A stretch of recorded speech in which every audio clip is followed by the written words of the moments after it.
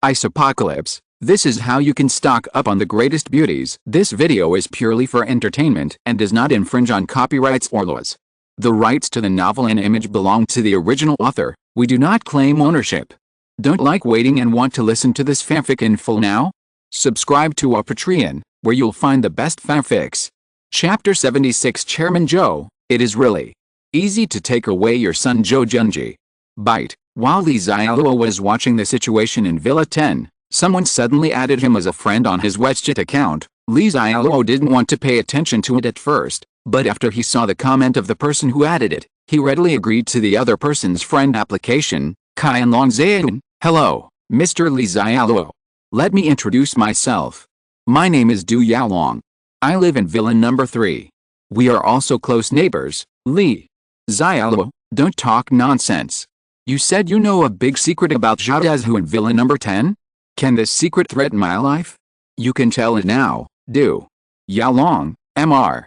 Xialuo, to paraphrase what you said in the owner group, we are not related, so why should I tell you this secret for free? Don't say pull me down. Xialuo was too lazy to pay attention to him anymore and wanted to lead him by the nose. If Xialuo was an ordinary business owner, he might really be led by Du Yaolong. After all, the art of war also emphasizes knowing yourself and the enemy and winning every battle. Being able to know the enemy's trump cards must be very important, but is Xialuo an ordinary person? So although he was a little bit curious about what Xialuo in Villa 10 could rely on, it was only a little bit. Even if he didn't know it, it would have no impact on Xialuo at all. Xialuo's plan was to wait for the people in Villa number 10 to kill them. Then Shen Miao and the others would hit them with high-pressure water cannons upstairs, and then Xialuo would drive out on the snowmobile to practice. Xialuo has already considered the dangerous situation. Even if the people in Villa number 10 have weapons or even guns, the threat to Xialuo is not great, because his snowmobile is modified and can be bulletproof, and Xialuo will try his best to use long-range weapons to attack. The hand crossbow he purchased has not been used yet. Bite. At this time, someone suddenly added Xialuo as a friend, but after reading the notes clearly, Xialuo also passed. Zhou Jianguo, Villa number 2, Longting. I am Zhou Jianguo, the chairman of the Zhou group, and the father of Zhou Junji. Xialuo, my son has been arrested by you, right? I don't care what conflicts there are between you. I have only one request, don't hurt my son, otherwise you won't be able to bear my anger. Xialuo has met Zhou Jianguo. Of course, he has not actually met Zhou Jianguo in this life, but met him in the previous life. However, Zhou Jianguo died earlier than Xialuo in his previous life, so there was no deep hatred between the two, but because of his son Zhou Junji, they were destined to be enemies from the beginning in this life. However, Xialuo did not take Zhou Jianguo seriously. If it were before the end of the world, Zhou Jianguo could be regarded as a real boss, a black and white man, with great energy, but now, he only has a few loyal bodyguards around him, so there's nothing to be afraid of. Xialuo, Chairman Joe, your son has disappeared for so many days, and you are just now caring about him? Isn't it a little too late, Zhou Jianguo? I didn't have your contact information before. I just added you through the owner group, and the snow is so thick now, even if I want to take him away, I can't do anything. Xialuo sneered. These big guys are so confident. What this meant was that if he hadn't been unable to go out because of the heavy snow, he would have come directly to take away Zhou Junji. As for Xialuo's thoughts, they may not be important at all in his eyes. Xialuo gave a weird smile. Chairman Joe, actually you want to take Zhou Junji away, even if it's a little. Zhou Jianguo, what? Xialuo, are you sure you don't want to? Believe it or not, I can make it impossible for you to live a good life without me taking any action myself. Xialuo, I don't believe it, Zhou Jianguo said. My son investigated you before the natural disaster, and I now have a supply list in my hand, which records the large amount of food and supplies you hoarded before the natural disaster. You said that if I send this news and the list of supplies to the owner group, how many people will come to trouble you besides Xialuo from Villa number 10? Can you resist it? Xialuo replied, so you are threatening me, Zhou Jianguo? Yes, it is a threat, but as long as you ensure the safety of my son, I will pretend that I don't know about you. Xialuo got up and walked outside the villa to take a few photos, and then sent a smiley face back to Zhou Jianguo on WeChat. Chairman Zhou, you are old, don't be so angry. I actually wanted to say that you want to take the letting go of your son Zhou Junji, even if it is a bit easy. And it is very easy, Zhou. Jianguo, Li Xialuo, what do you mean, Li? Xialuo sent the photo to Zhou Jianguo. It was a photo of his son and the security guards frozen into popsicles. Li Xialuo said, Chairman Zhou, did you see that? Your son is waiting for you to take him home outside my villa. That's why I said it's really easy for you to take him back, Zhou. Jianguo was silent for a long time, then another message was sent, Li Xialuo, we will fight until death, Li.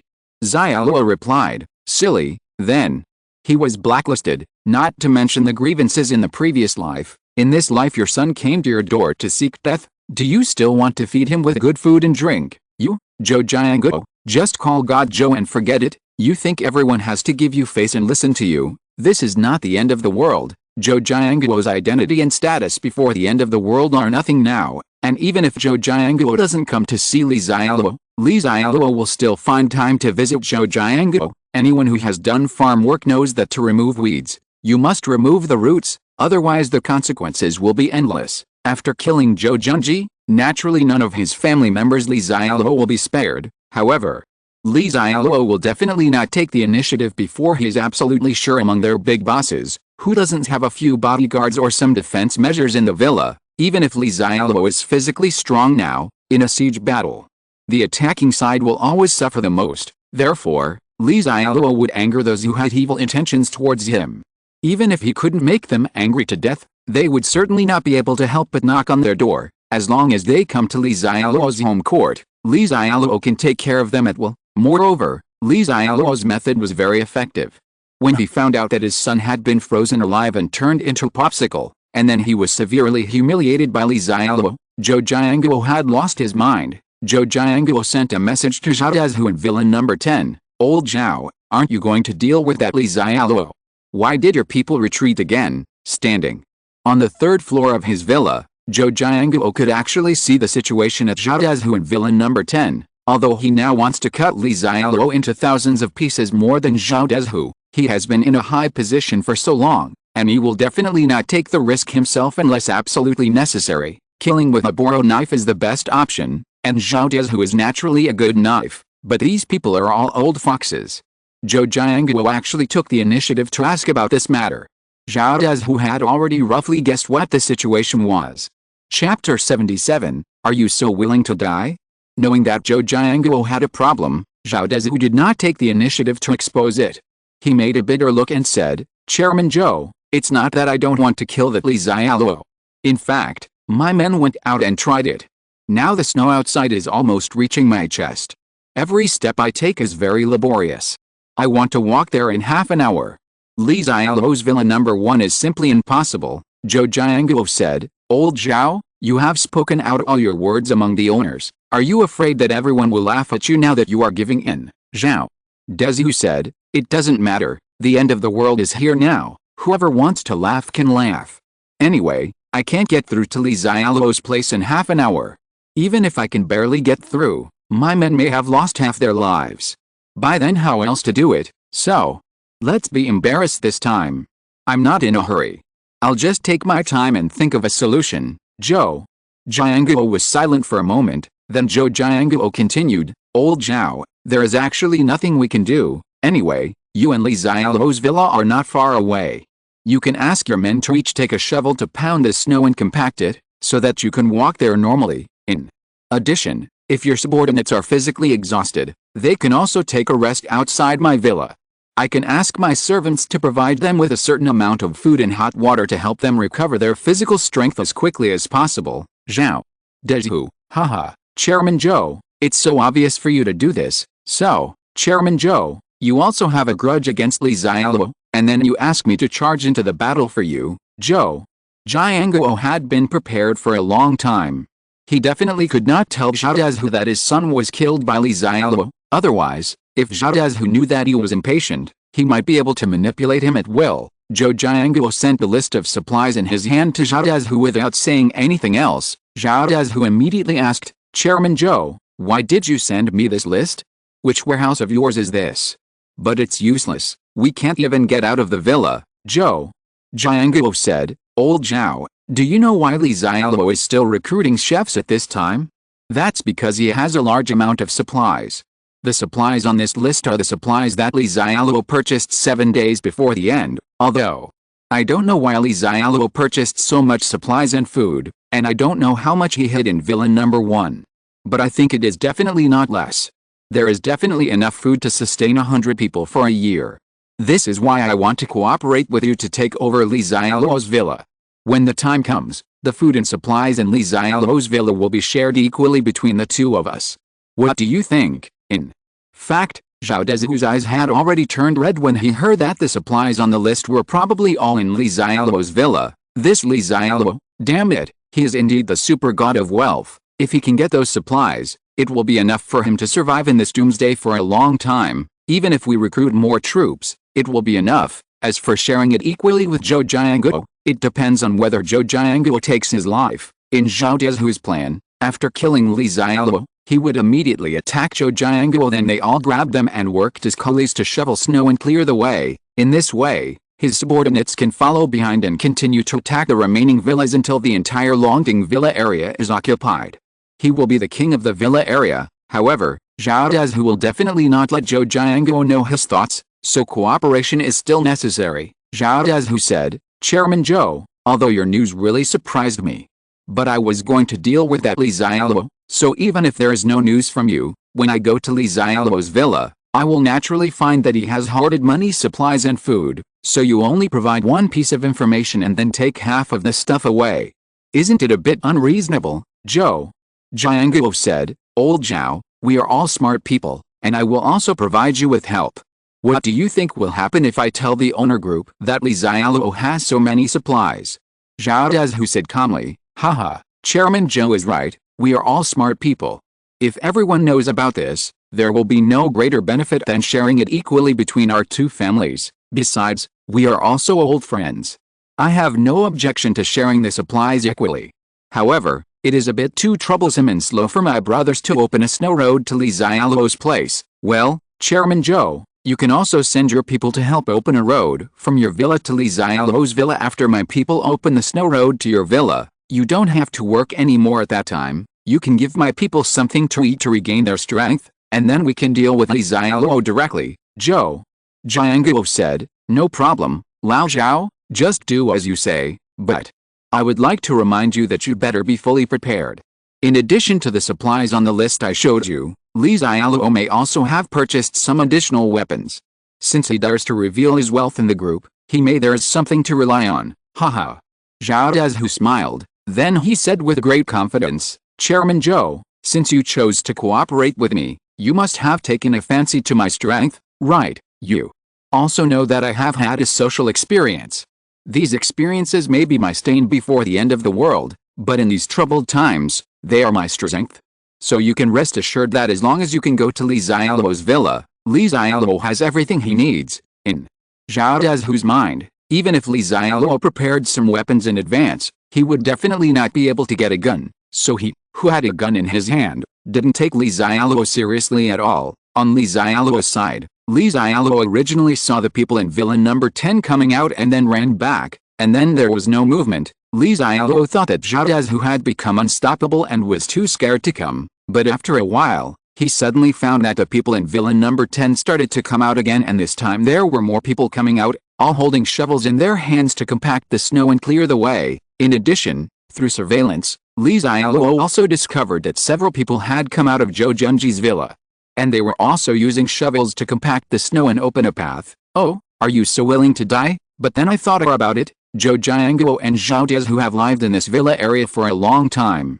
Maybe they have a good relationship, but maybe they are uniting to deal with him in private. But Li Xiaoluo gave both of them a thumbs up. That's how it should be. If we don't unite, how can we have the guts to come here and die? And it also saves Li Xiaoluo to deal with them one by one. To be honest, Li Xiaoluo was almost impatient to wait just now. He was about to go to the warehouse he rented before the end of the world. After all, there were a lot of supplies he had hoarded in that warehouse, but most of the warehouse is actually salt. Not to mention that no one can go to that warehouse now. Even if someone goes there, no one will touch those supplies. That's why Li Xiaoluo has never been in a hurry to collect it. Now it seems that we have to wait a little longer. This should be the motivation given by Zhou Jianguo to Zhao Dezhu, making him deal with himself without fear of hardship. Without Zhou Jianguo's push, Li Xiaoluo even thought that Zhao Dezhu Villa 10 might have given up. But in that case, when Li Xiaoluo comes back from going out, he might have to be on guard against sneak attacks by them at all times. How good would it be if they came here to die on their own now? Chapter 78 Shen Yannian has violent genes. While Li Xiaoluo was monitoring Zhao Dezhu and Zhou Jianguo's people shoveling in the snow, he was leisurely playing with his mobile phone. In fact, there are still a lot of people who have access to the internet now, so you can also see all kinds of weird things on the internet. The reason why everyone still has power on their mobile phones to access the internet is because although most places have power outages, some places still have power for an hour or two occasionally. The main reason for doing this is actually to allow ordinary survivors to cook something, or boil some hot water to make rice. Otherwise, even if some people have hoarded a lot of rice, flour and other foods, if there is no electricity to cook them, what is the use of hoarding food? Soak it in ice water and eat it raw. Brother-in-law, we saw it. Someone really came out from villa number 2. They are opening a snow road to our villa.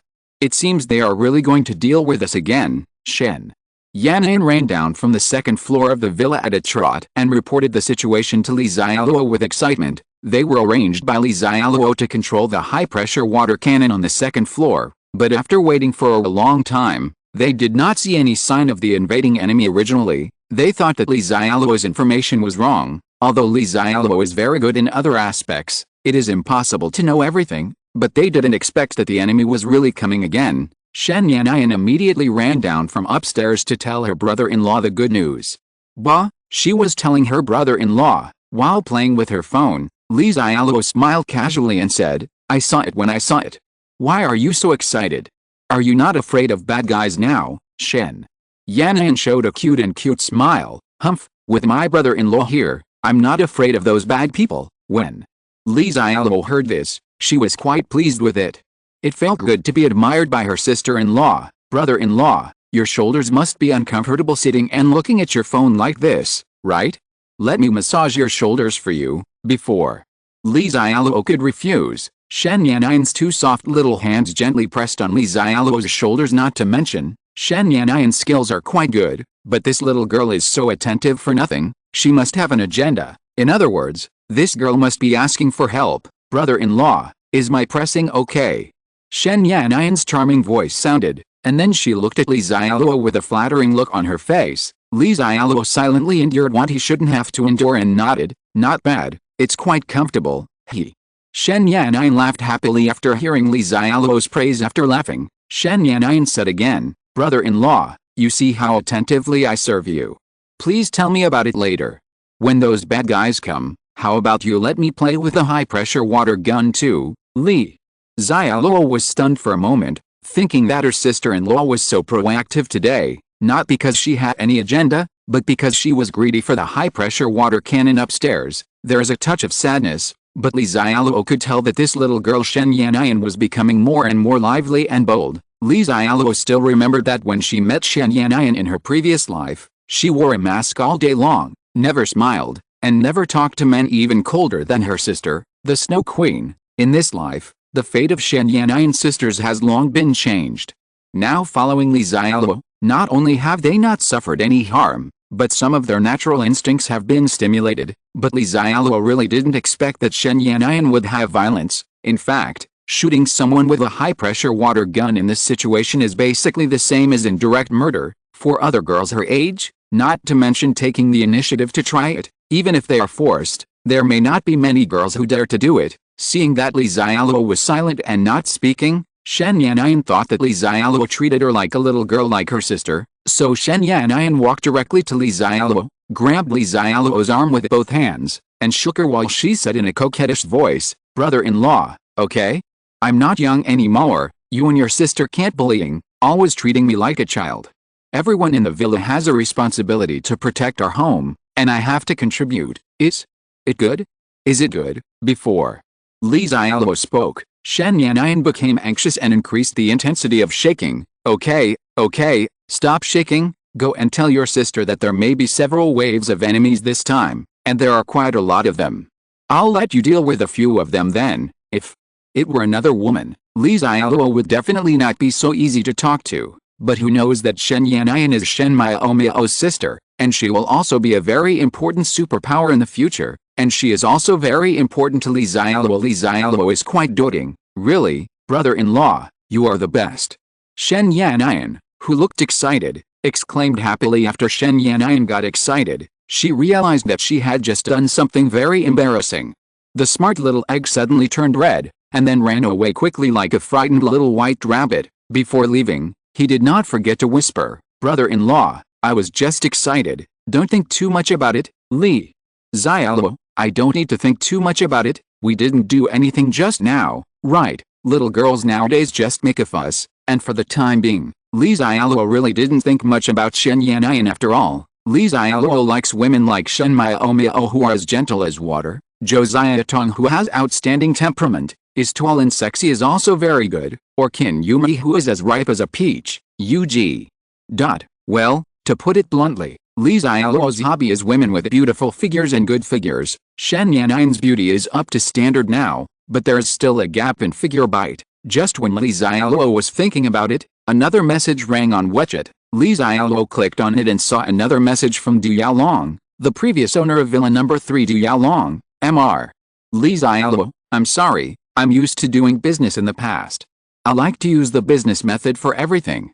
You can bargain. I can see that, Mr. Charlotte, you are a cheerful person, so I will deal with you in another way. I will directly tell you Zhao Dezhu's trump card.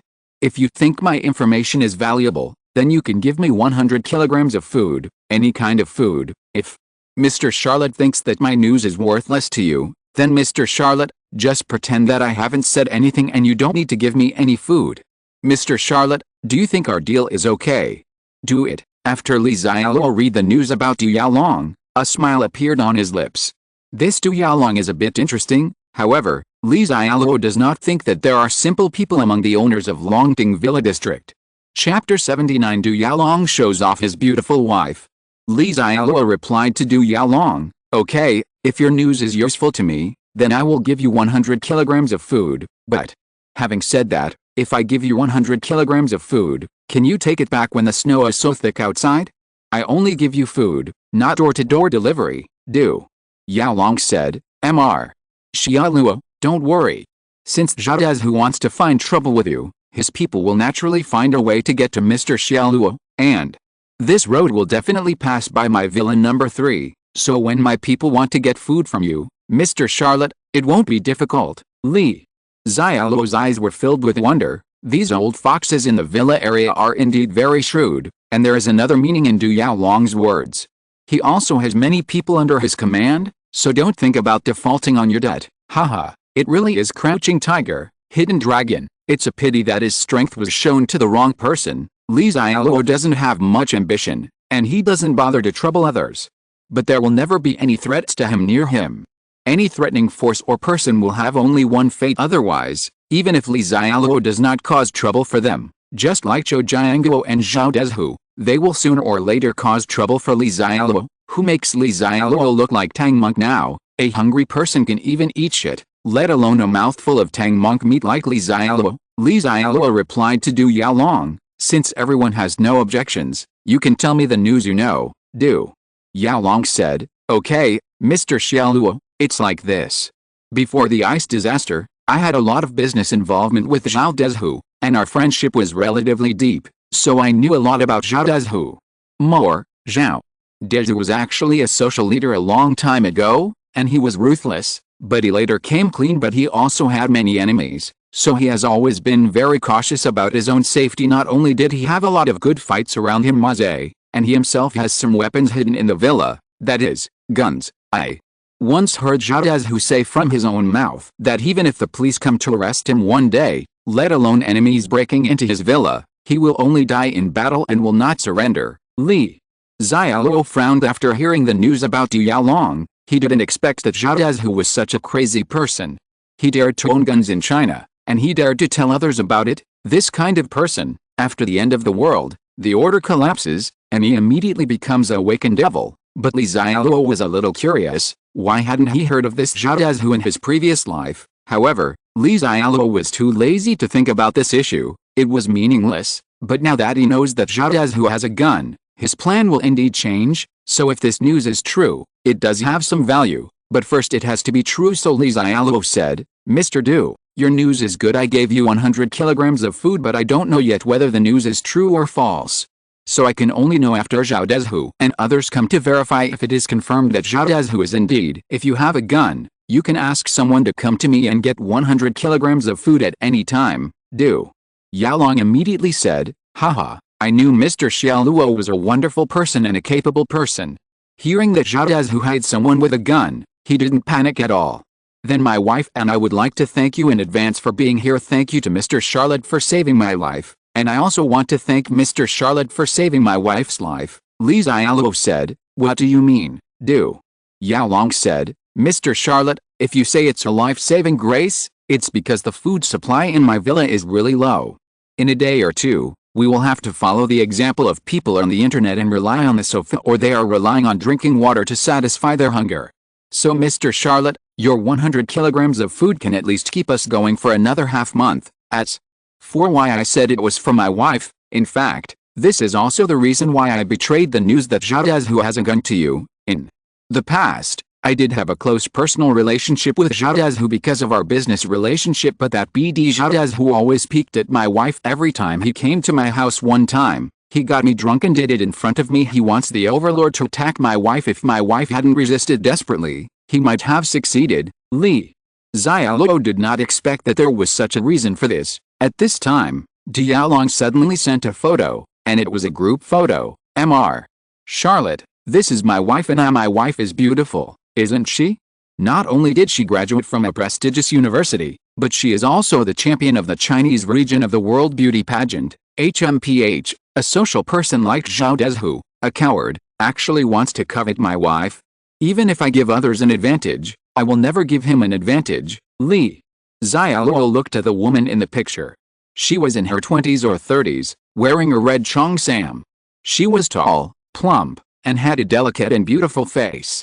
She looked very beautiful, but that thin old man next to him is Du Yaolong. This is at least more than 70 years old, right? In the previous paragraph of Du Yaolong's words, Li Xiaoluo could hear the full meaning of showing off. For such an unattractive old man to find a wife with such an outstanding temperament and figure, any man would indeed be quite proud. But the old guy's last words also revealed a powerful message. Others are abstaining from sex because of the cold, but he may have been powerless for a long time. What does even if I give someone an advantage, I will never take advantage of him. It makes people think a lot. If Li Xiaoluo didn't have a new plan, he would really be willing to continue chatting with the little old man Du Yaolong. After all, post-apocalypse is boring to begin with, so it would be interesting to have some fun. However, Li Xiaoluo was about to implement his new plan, so he ignored Du Yaolong. In the lobby of Villa Number 3, not far from Li Xiaoluo, you can see that Villa Number 3 is very luxuriously decorated.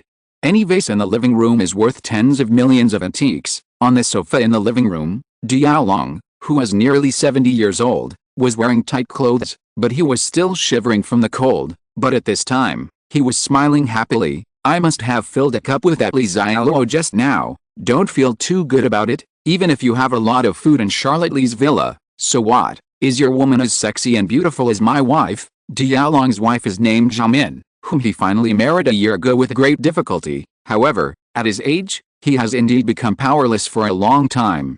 The reason why he married a beautiful wife is entirely to satisfy his man's vanity. After all, if he takes such a beautiful wife out, others will definitely think that he is getting stronger. Xiaomin looked at Du Yaolong with an indifferent expression. She had long been numb and resigned to Du Yaolong showing off her everywhere. Chapter 80. The weapons arsenal at the SWAT station. The door of Villa Number 1 slowly opened, and Li Xiaoluo drove the snowmobile out of the villa quickly. Shen Miao and the other girls on the second floor of the villa looked at Li Xiaoluo on the snowmobile with worried faces. Until the snowmobile completely disappeared into the vast white snow, Shen Miao was still unwilling to look away. Brother Xialuo told her that the enemies who came to invade this time had guns in their hands, so he also needed to go out and find some weapons and come back, otherwise they would have to hide in the villa forever. Shen Miao and the other girls were extremely moved. Li Xiaoluo really pay too much to protect them. It's a pity that they are just weak women.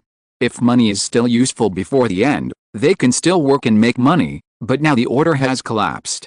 After such a doomsday, they women are inherently weaker and cannot help Li Xiaoluo at all. If they had not followed Li Xiaoluo, Shen Miaomiao and the others could not imagine what they would be like now. Hey, it would be great if they could stop being such a burden. At this moment, the girls in the villa all hope that they can become stronger. Li Xiaoluo drove a snowmobile at high speed in the snow.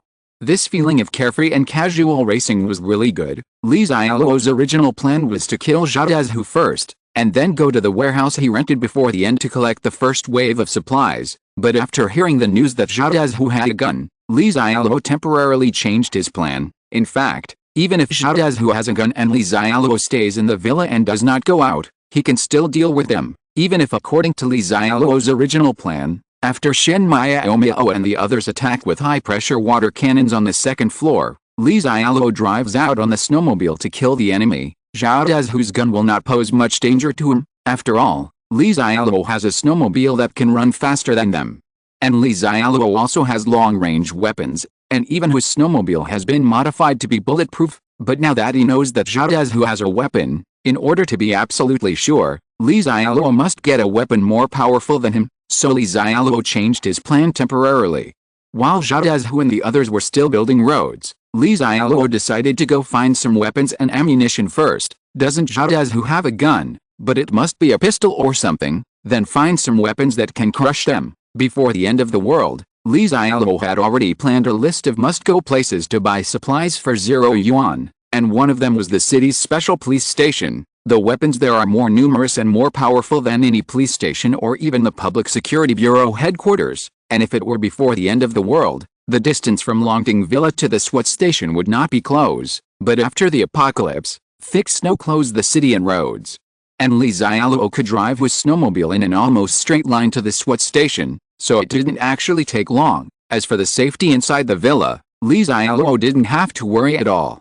No matter how exhausted Xiaohu and the others were, they couldn't break through the villa's defense. Moreover, Li Xiaoluo also told Shen Miaomiao and the others not to expose the existence of the high-pressure water cannon before he came back, so as not to scare Xiaohu and the others. After Li Xiaoluo finds the weapon and comes back, he will send a message to notify them to start a war. After Li Xiaoluo drove the snowmobile for more than half an hour, the surroundings were silent and completely white. Fortunately, he remembered the route to the 0 yuan shopping point chosen by Li Xiaoluo very clearly.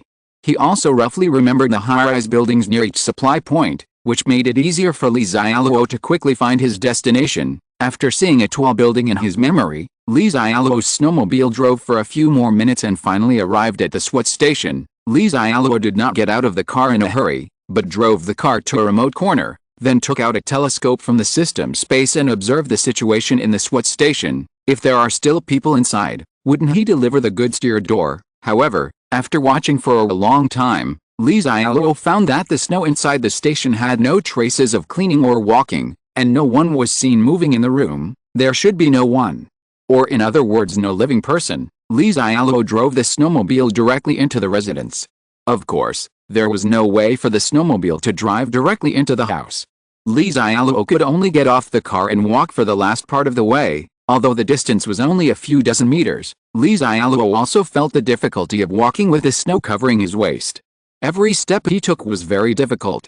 Fortunately, Li Xiaoluo's body was strengthened, so it was still much easier than ordinary survivors entering the building. Li Xiaoluo saw several people in police uniforms, but all of them had been frozen into ice sculptures. The reason why there are so few people in the station, Li Xiaoluo guessed, is that some people may have gone out to perform rescue missions, and those who stayed in the station were some clerks. Every time there is a major disaster, they and the cutest group of soldiers are the ones who rush to the front. Although Li Xiaoluo doesn't want to be a good person in this life, he still respects them very much. Without thinking about this, Li Xiaoluo quickly found the weapon arsenal he wanted. After searching for a while, after violently opening the door, Li Xiaoluo couldn't help but be very excited when he saw the weapons, ammunition and equipment in the arsenal. There are several models of pistols, as well as automatic rifles and submachine guns. Li Xiaoluo didn't do much research on guns, but he still knew the famous Type 95 automatic rifle. There are also submachine guns, with silencers. This is also a good thing.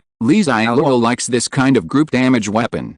After spotting the enemy, he will fire a barrage of bullets at them, turning them all into a hornet's nest. Li Xiaoluo even found a few sniper rifles, which are also good things. They are powerful weapons for killing enemies from a long distance. These good things are also the reason why Li Xiaoluo chose this place. Weapons such as automatic rifles and sniper rifles are generally only equipped by special police officers and cannot be found in the police station. In addition to guns and ammunition, the weapons warehouse also contains other equipment, such as body armor, tear gas canisters, bulletproof shields, police walkie-talkies, etc. Of course, the most important thing is a lot of ammunition. Li Xiaoluo took a quick look and found that rifles and submachine guns had the most bullets, with tens of thousands of bullets in total. This is quite fat. Li Xiaoluo was not picky either.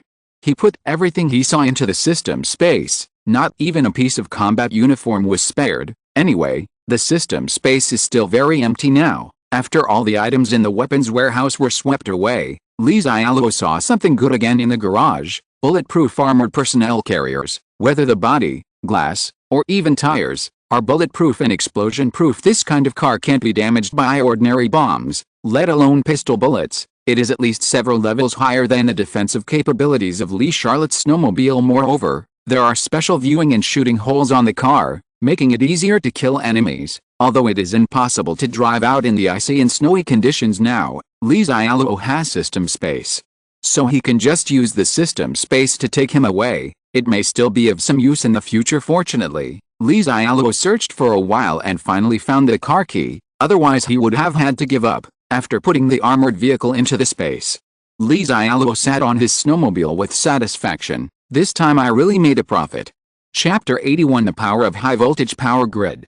On the way back to the villa, Charlotte Li drove a snowmobile to the warehouse he rented before the end of the world. There are still a lot of supplies in this warehouse, and Li Xiaoluo did not take them all away before the end, because before the end of the world, Li Xiaoluo asked Lao Wang and the others to purchase supplies on credit, so the amount of materials Li Xiaoluo purchased was still relatively huge, and it was not all that his previous system space could store. So at that time, Li Xiaoluo just selectively collected the food and some necessary materials into the system space, and then placed the other materials in this warehouse. Of course, Li Xiaoluo has also considered the materials left in this warehouse. For example, Li Xiaoluo kept the thousands of tons of edible salt and tens of thousands of cigarettes he purchased in the warehouse. The reason why these supplies are left behind is not that they are not important in Li Xiaoluo's eyes. It will be worthless in the apocalypse from now on. On the contrary, as I said before, things like edible salt and cigarettes will be absolute luxuries in the late apocalypse. The value of a pack of cigarettes in the future will be basically the same as a sports car before the end of the world.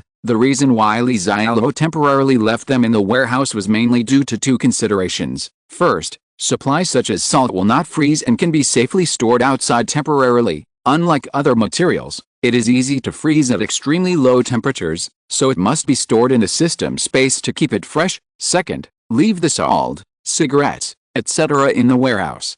Even if survivors enter the warehouse after the apocalypse, they will not be interested in these materials after all. In this period of extreme cold and natural disasters, warm clothing, food, etc. are what survivors need most. Of course, the second point is actually a more extreme situation that Li Xiaoluo thought about. Otherwise, in this extremely cold temperature and the city is closed due to heavy snow, basically few people can go out. Even if some people are not afraid of death and go out to try their luck, they will definitely go to supermarkets, stores and other places with a lot of supplies.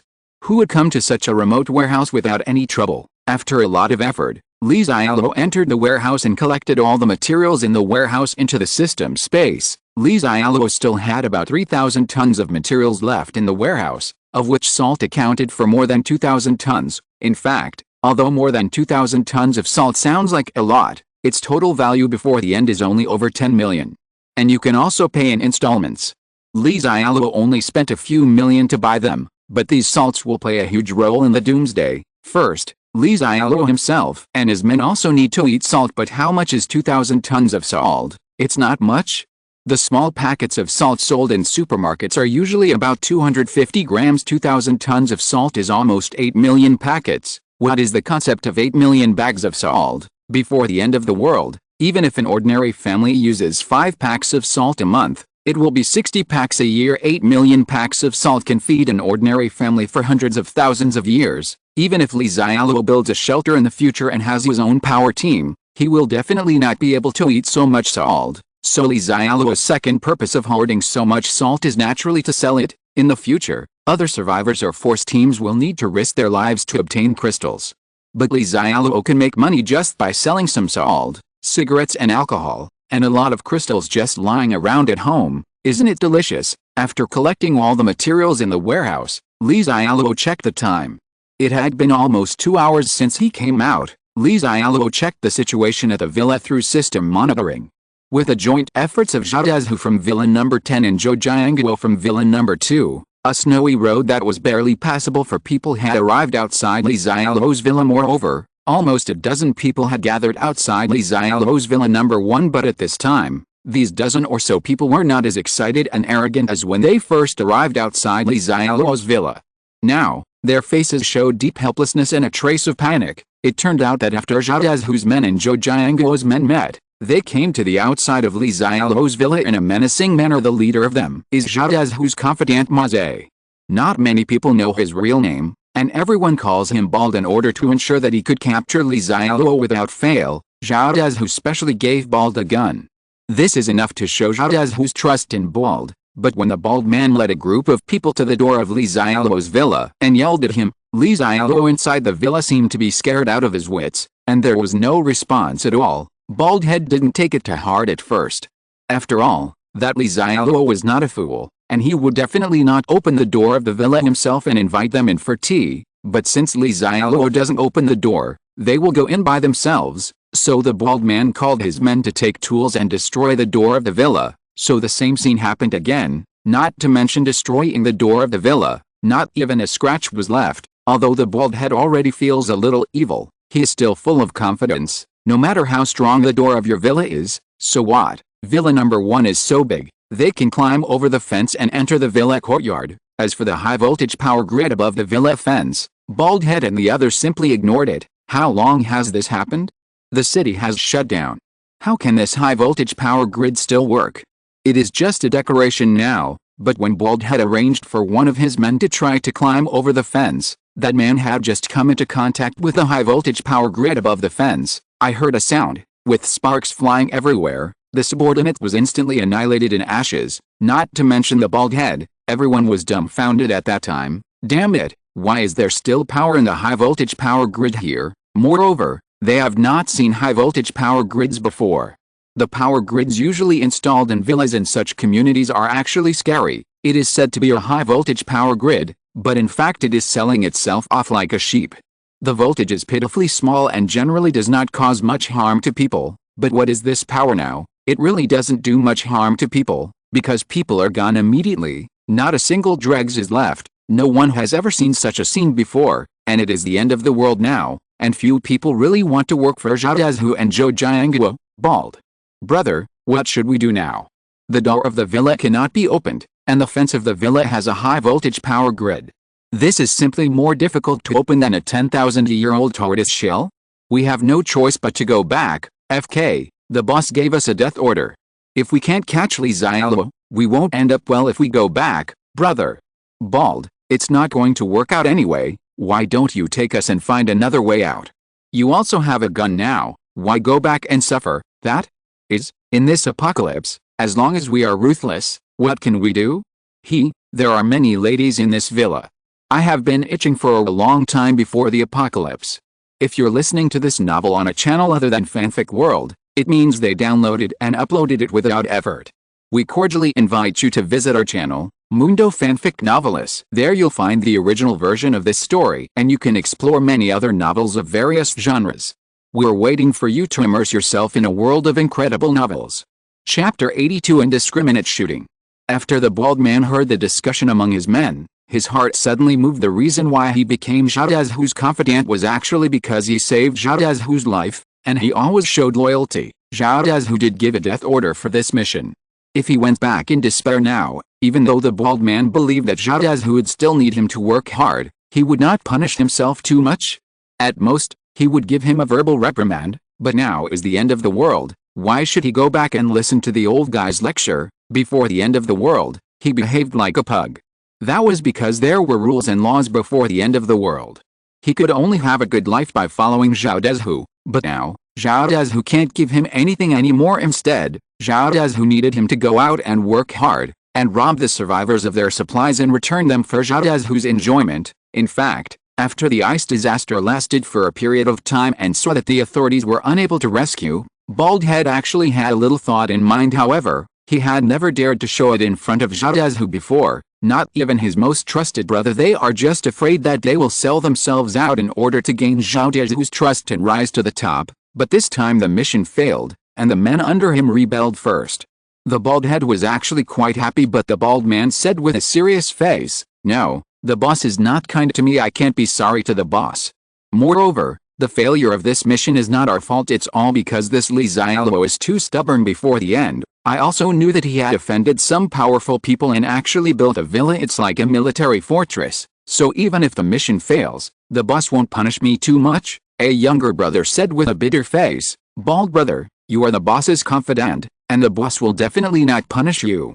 But you also have to think about it for the brothers. You also know what the boss is like, and what he explains is always just look at the results rather than the process. If we fail to complete the task, some of us will definitely be unlucky," another younger brother also said. "That's right, bald brother, the boss treats you well, but the brothers also respect you very much. You can't watch your brother suffer, right?" Another younger brother tried to persuade him. "Brother Bald, are you really willing to be a slave?" The Baldhead actually knew in his heart that if he didn't have a gun in his hand now, these people under him would have made the decision themselves. How can you advise him so earnestly? Therefore, he can't be too pretentious. "You're almost done." So the bald man pretended to be embarrassed and thought about it for a long time, then sighed and said, "Okay, the boss is really too cruel. Sometimes you are all my brothers, and I really don't want you to be hurt. We will not go back to those who are riding horses, and we will start over from scratch. Hey, it's better for you, the bald brother. I'm sure you'll be right to follow the bald brother in the future." "Brother Bald, what do you want us to do next? We all listen to you. We will do whatever you want us to do." The Baldhead thought for a moment, and then said, "Since we can't enter Xialuo's villa for the time being, and we can't go back to Zhao Dezhu's side, then we must first occupy a villa as soon as possible to use it as our future stronghold, and then wait slowly. Don't worry about planning for the future." "That's right, bald brother." "No, bald boss, you are still wise." "Hey, the boss is so wise and powerful." The bald men all looked excited. Now let them rob those rich bosses before the end of the world. This is the most exciting thing for them. At that time, the villas, food, and women of the rich and powerful men will be theirs, and they can enjoy them as they please. As for those rich and powerful people who are usually superior, they will not kill them directly, but keep them for their excrement and PG. That kind of feeling makes those pre-apocalyptic losers happy to think about it. "Brothers, your boss Zhou Jianguo has a lot of supplies in his villa, right? How about you join us?" At this time, the bald had turned his attention to the other two men. These two men were both tall and capable of fighting. They were both bodyguards hired by Zhou Jianguo with high salaries. Zhou Jianguo and Zhao Dezhu teamed up to deal with Xialuo, so Zhou Jianguo sent two of his bodyguards to assist the bald ones. Look at the bald man with a threatening look. The two tall bodyguards were a little confused at this time. The two bosses agreed to work together to deal with Xialuo. After robbing Xialuo's house of a large amount of supplies, they could all enjoy spicy food, but this turning point came too fast. "Right, how come you have to deal with your boss in the blink of an eye?" Both bodyguards are professional bodyguards and they have professional ethics, so looking at the threatening look in the bald man's eyes and the gun in his hand, the two bodyguards immediately raised their hands. "Bald boss, we are willing to mess with you, but go ahead and show your professional ethics. This is the end of the world, and the high salary given to them by Boss Zhou has long been useless." Looking at the two warriors who were easily subdued, the bald man beamed with joy. The day when his bald man would dominate the world was coming. However, the bald dream is not over yet. A huge stream of water suddenly sprayed towards them from the second floor of Xialuo's villa. The huge water curtain covers a wide area, allowing the bald ones to get almost equal amounts of water and do. "Haha, it's so fun, sister," my brother-in-law said. "Let me play with you too." When the water flow appeared, Baldhead and the others heard a burst of girlish laughter coming from the second floor of Xialuo's villa. The clothes were quickly soaked, and the bald head was shivered by the cold. His body felt as cold as if it had been cut by a knife. Hurry up and go to Villa number 2, bald head. And the others no longer care about how the water appeared, how it sprayed so far, and how powerful it was. They immediately ran to Villa number 2. Fortunately, they made a snowy road when they came here this time, so it was easier and faster to escape. Unlike Zhou Junji's group last time, it was very difficult to walk in the snow, so they couldn't escape the blow of Li Xiaoluo's high-pressure water cannon. Fortunately for Bald and the others, after they escaped to Villa number 2, there was no more water cannon shooting there. The bald man looked at the 2 tall bodyguards with trembling eyes and said, "Hurry up and inform your boss Zhou Jianguo to let us go into his villa to get warm. And don't talk nonsense, don't let him hear that you have rebelled." The 2 tall bodyguards did not hesitate and immediately did what the bald man wanted, because they were also cold. But before Baldhead and the others could wait for Zhou Jianguo's reply, they suddenly saw a car speeding towards them in the snow. Baldhead and the others are confused again. How do cars drive in such thick snow? That's a snowmobile. Fortunately, someone was knowledgeable and recognized Li Xiaoluo's snowmobile immediately. But before Bald and the others could react, after the snowmobile stopped some distance away from them, a dark gun barrel suddenly appeared on the car. Then they fired at them indiscriminately. Chapter 83, Drawing a Pie. After several screams, several people were shot and fell to the ground, and the snow was dyed bright red. After Li Xiaoluo on the snowmobile fired a bunch of bullets, he did not fire again. He actually got a gun in his last life, so he can still shoot, but his shooting skills may be more random. After looking at the results of this battle, after the bullets were fired, only 2 people were killed and 3 or 4 others were injured. It seems that I need more practice in my marksmanship in the future. The reason why Li Xiaoluo did not continue shooting was not because he wanted to let these people go, nor because he was reluctant to part with bullets. Instead, I planned to ask about the situation first to see if the rightful owner was there. Li Xiaoluo always likes to eradicate the weeds and catch them all in one go. Brother. In the car, stop shooting. We surrender. I surrender too. I am a good person. Don't kill me. There are still some people alive on the side of the bald head. They have been frightened out of their courage. They are kneeling in the snow, crying and begging for mercy. Although there are many of them, no one dares to resist. Even if they are bald and have a pistol, they are just scum in the face of automatic rifle fire. Moreover, Li Xiaoluo was still in the snowmobile. It was difficult for them to move in the snow. They couldn't get close to Li Xiaoluo at all, and there were no obstacles around them to avoid, so how to resist? They are weak-headed. Li Xiaoluo shouted loudly in the snowmobile, "Which one of you is Zhao Dezhu?" Everyone kneeling on the ground was stunned. Is this the enemy of the original boss Zhao Dezhu? Damn it, your decision to betray him was indeed a wise one, brother. In the car, Zhao Dezhu is still in Villa number 10 and hasn't come out yet, brother. In the car, we have nothing to do with Zhao Dezhu now. Zhao Dezhu didn't care about her life or death and sent us out to perform an impossible mission. We all decided to rebel against him. That's right, brother, you have a grudge against Zhao Dezhu. Please don't hurt innocent people. We were just ordinary wayjourners before. Li Xiaoluo took a look in the car. He knew Zhou Jianguo. Although he had never seen Zhao Dezhu, he must be a middle-aged or old man. None of the people kneeling on the ground looked like him. It seems that neither Zhou Jianguo nor Zhao Dezhu came out in person, but just sent some of their men out. In this way, if you want to catch them all without putting yourself at any risk, you'd better use some means. So Li Xiaoluo said loudly to the people kneeling on the ground outside the car, "Listen everyone, if you want to survive, just say whatever I ask you, without any nonsense or lies. Then do whatever I ask you to do, and don't bargain." Everyone nodded quickly, but did not dare to speak, for fear that what they said was nonsense. Li Xiaoluo continued, "Who among you is the leader, and who is Zhao Dezhu's confidant? Stand up and take 3 steps forward." The people on the ground fell silent immediately, but everyone's eyes were actually secretly looking at the bald brother. The bald man's heart immediately started beating fast.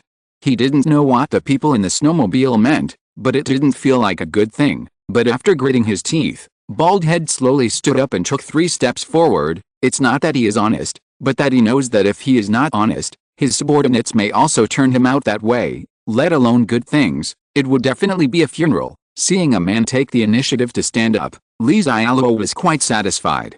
He doesn't care if anyone is dishonest now. He continues, I know who has a gun. Whoever he gave the gun to you has taken the initiative to stand up. No. One continues to stand up, because only bald people have guns. As for the bald man, he had nowhere to stand, so he could only raise his hands immediately. The bald had thought to himself, I have been so cooperative, so you are embarrassed to embarrass yourself again, right? Ta ta ta. Xialuo did not embarrass the bald man anymore, but directly beat him into a hornet's nest with a hail of bullets. Xialuo's body has been strengthened, so he is very strong, and his hand holding the gun is very steady.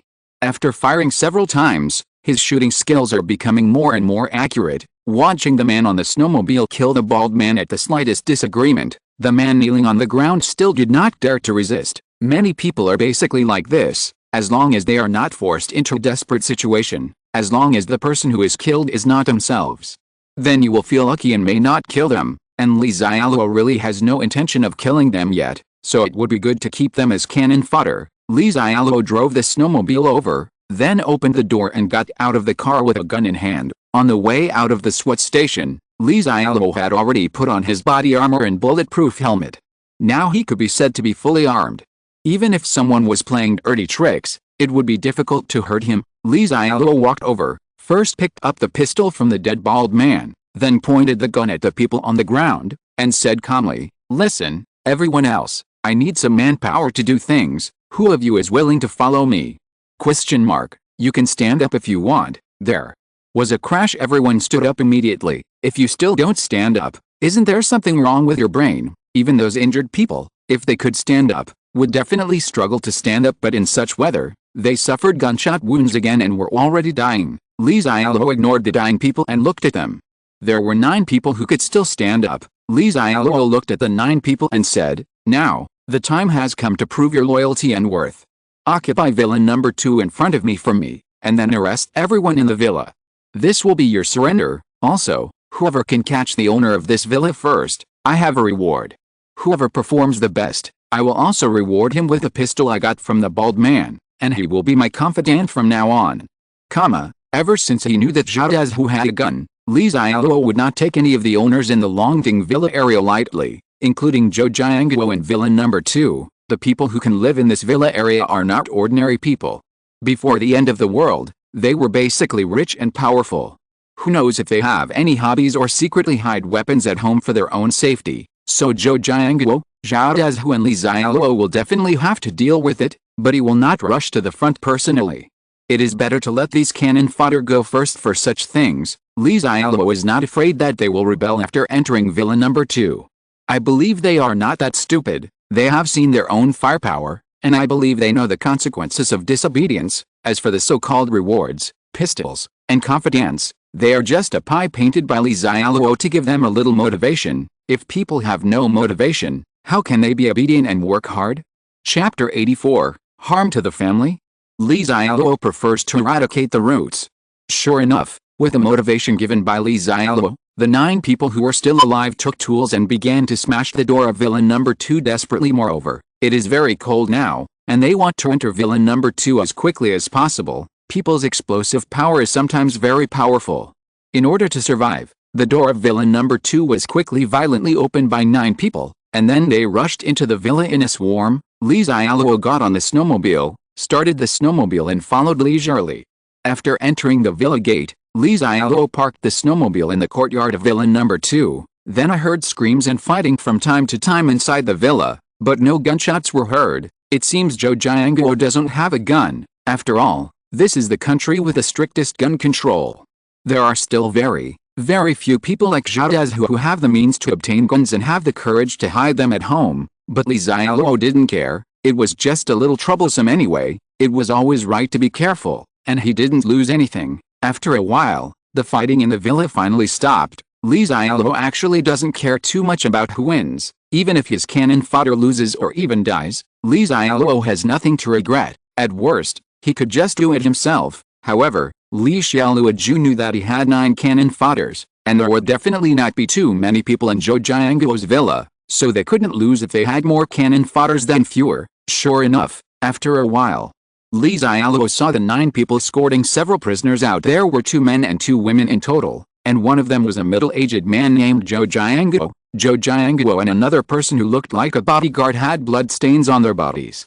It was obvious that they had just resisted fiercely. Even the two women had obvious slap marks on their faces. Obviously they had been slapped several times. Boss, this is Zhou Jianguo, the owner of Villa Number 2, and his wife.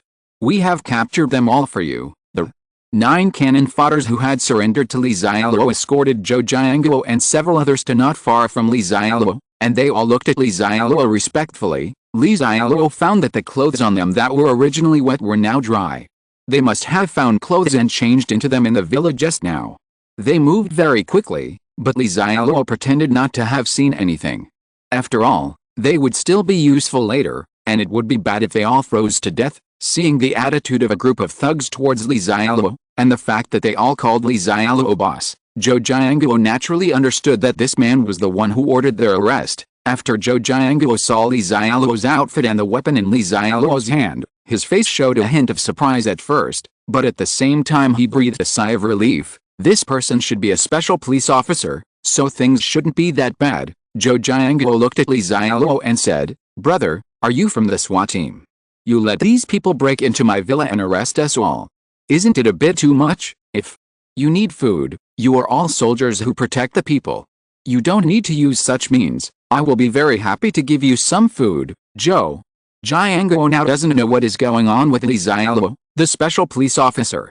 Is it because the national order has collapsed and these special police officers have also gone dark, or he was so hungry that he had no choice but to come out and rob the survivors of their supplies? But it is definitely right to use righteousness to stabilize the other party first. However, when his wife next to Zhou Jianguo saw Li Xiaoluo, her face suddenly showed a look of horror. She said to Zhou Jianguo with a trembling voice, "Husband, he is Li Xiaoluo." Most of the people present at the scene have heard of Li Xiaoluo's name. Especially Zhou Jianguo. He even wanted to cut Li Xiaoluo into pieces, but except for Zhou Jianguo's wife, who met Li Xiaoluo once before the end of the world, no one else really knew Li Xiaoluo. So when they heard that Li Xiaoluo was Li Xiaoluo, they were the one they had been thinking about. Don't say that. Zhou Jianguo can't believe it. Even the 9 people who surrendered to Li Xiaoluo were shocked in their hearts. Is the new boss Li Xiaoluo? Isn't Li Xiaoluo still in Villa Number 1? I used to shoot them with water guns in the villa. They almost froze to death, and their new boss clearly came here on a snowmobile from another direction. But think about everything I encountered in Villa Number 1.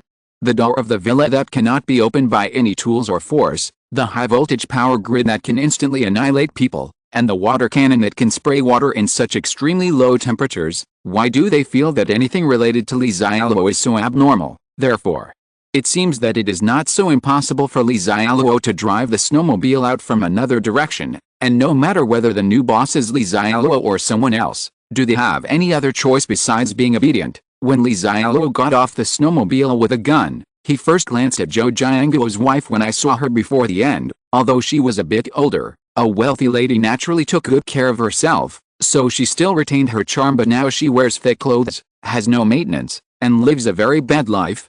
After a few days without seeing her, she suddenly seems to have aged more than 10 years, and she looks like a middle-aged aunt, but her memory is pretty good, and she recognized herself right away. Zhou Jianguo looked at Li Xiaoluo with angry eyes.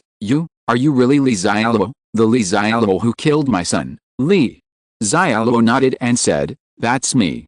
By the way, I want to clarify here, the death of your son." Zhou Jianguo said with cold eyes. "Li Xiaoluo, do you still want to argue that you did not kill my son?" Li Xiaoluo smiled and said, "Sophistry? Haha, Chairman Zhou, you people are actually quite sad. Are you probably still living in the dream before the end? You are my prisoner now. How do I want you to die?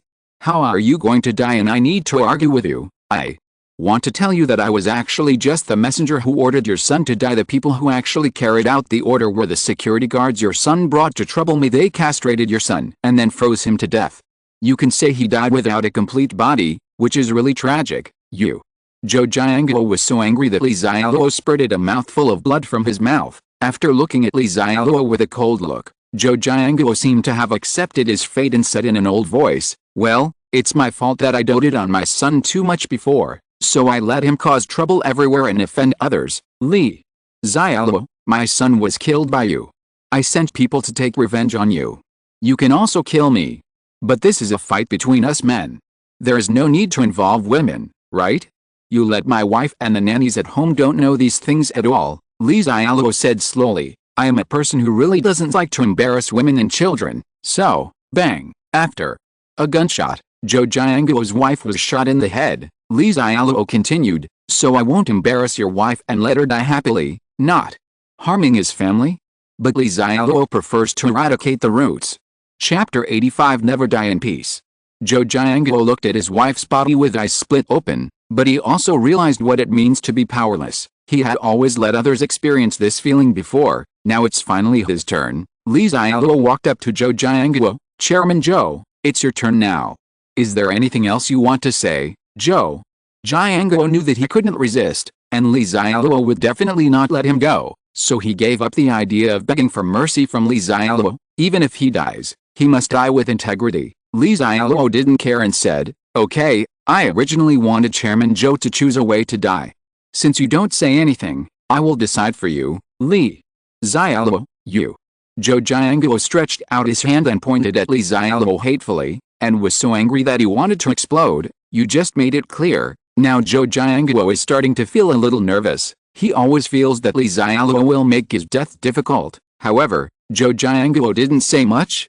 Since it fell into Xialuo's hands, he knew it would not end well, but Xialuo didn't know that when Zhou Jianguo pointed at Xialuo angrily just now, he had actually secretly passed a code to someone. Xialuo waved to his cannon fodder men. You guys, come here and take off Chairman Zhou's clothes. Remember, do it slowly. Don't let Chairman Zhou freeze to death all at once. Okay, boss, don't worry, I'm good at this. These people are now in awe of Xialuo, and they can be said to obey what Xialuo says. They immediately pounced on Zhou Jianguo. Putting aside his pre-apocalyptic identity, Zhou Jianguo is actually an ordinary middle-aged man. Although it was extremely humiliating for him to be stripped of his clothes by a group of gangsters, his resistance had no effect at all at this time. Xialuo walked up to another woman. This woman is in her 50s and looks quite ordinary. Seeing Xialuo looking at her, the woman said nervously, Mr. I am just a nanny. I don't know anything about you and Mr. Zhou. By the way, I cook very well. Many people say that I have the level of a special chef. Please, Mr. Li, please don't kill me. I can be your nanny and chef. I will be useful to you. Oh, really? Are you still a chef? I happen to be looking for a chef with good cooking skills. What a coincidence, Li. Xialuo looked at the female nanny in front of him and said with great interest. At this time, Zhou Jianguo had been roughly stripped of his down jacket by several men. He was only wearing thin clothes and his lips were blue from the cold, but after hearing what the female nanny said, Zhou Jianguo seemed very angry. He looked at the woman with an angry face. You are a ripoff, just like those bodyguards. You are just an ignorant wolf. I usually treat you well, right? I gave you such a high salary, but you all betrayed me, the female nanny retorted with a look of disdain. Mr. Zhou, the salary you gave me was indeed quite high before, but I am your nanny, and I just do the cooking and housework for you. I didn't sell you my life, right? In this situation, do you want me, a woman of my age, to fight for you, Zhou? Jianguo looked at the female nanny and seemed so angry that he couldn't speak. Then he lowered his head, not wanting to look at these people who were eating inside and outside again. But no one noticed that the moment Zhou Jianguo lowered his head, a glimmer of excitement suddenly flashed in his eyes. Haha, Xialuo is still too young? Xialuo would have never imagined that the people who were most loyal to him were not his personal bodyguards or even his wife, but the older nanny in front of him. Sister He is the name of the female nanny. Her father is Zhou Jianguo's father's housekeeper, and Sister He has also been a nanny in Zhou Jianguo's family for more than 30 years. Moreover, she has no children. Not only is she loyal to Zhou Jianguo, but she also treats Zhou Jianguo and his family as family members. As long as Sister He can become Xialuo's chef, someone will avenge their family's revenge. In fact, when Xialuo was openly recruiting female chefs among the owners, Sister He took the initiative to apply for the job, and then she would poison Xialuo to death in the food because she also regards Zhou Junji as her son. She wants to kill Xialuo just like Zhou Jianguo. Poisoning is too simple for a chef. However, Zhou Jianguo did not adopt Sister He's plan before, but chose to cooperate with Zhao Dezhu. However, as long as Sister He becomes Xialuo's chef, it's not too late. Xialuo, We will meet below soon. Zhou Jianguo believed that since Li Xiaoluo even accepted the surrender of his bodyguards, there was no reason why he would hurt and defend an unarmed female nanny. However, neither Zhou Jianguo nor the nanny named sister he knew that they were acting. And Li Xiaoluo had actually been watching them perform. Li Xiaoluo really wanted to recruit a chef who could cook delicious food, but the reason why Li Xiaoluo dared to have this idea was because he had an eye for detection. Everyone who follows him, especially those who can enter and live in his lord's mansion, must pass a certain level of friendship, and Li Xiaoluo had already checked the information of the female nanny. Hegelian, friendliness level 4, potential value 10, special ability, none. A woman with a friendliness level of only 4 can be said to represent extreme hatred for Li Charlotte. Li Xiaoluo had never molested this woman, and it was even the first time he saw her, so he could tell with his toes that this woman hated him so much. It must be because of Zhou Jianguo's family, so she offered to be her chef, and only then did Li Xiaoluo believe her. At this time, Li Xiaoluo's men had already taken off Zhou Jianguo's pants, making Zhou Jianguo's body tingle with pain, and his face was full of pain. Seeing that Zhou Jianguo was about to die, Li Xiaoluo suddenly raised the gun in his hand. Zhou Jianguo thought Li Xiaoluo was going to kill him, but instead he had a look of relief on his face. But Li Xiaoluo suddenly pointed his gun at the female nanny, then looked at Zhou Jianguo and said, "Chairman Zhou, before the end of the world, you were a real boss-level figure.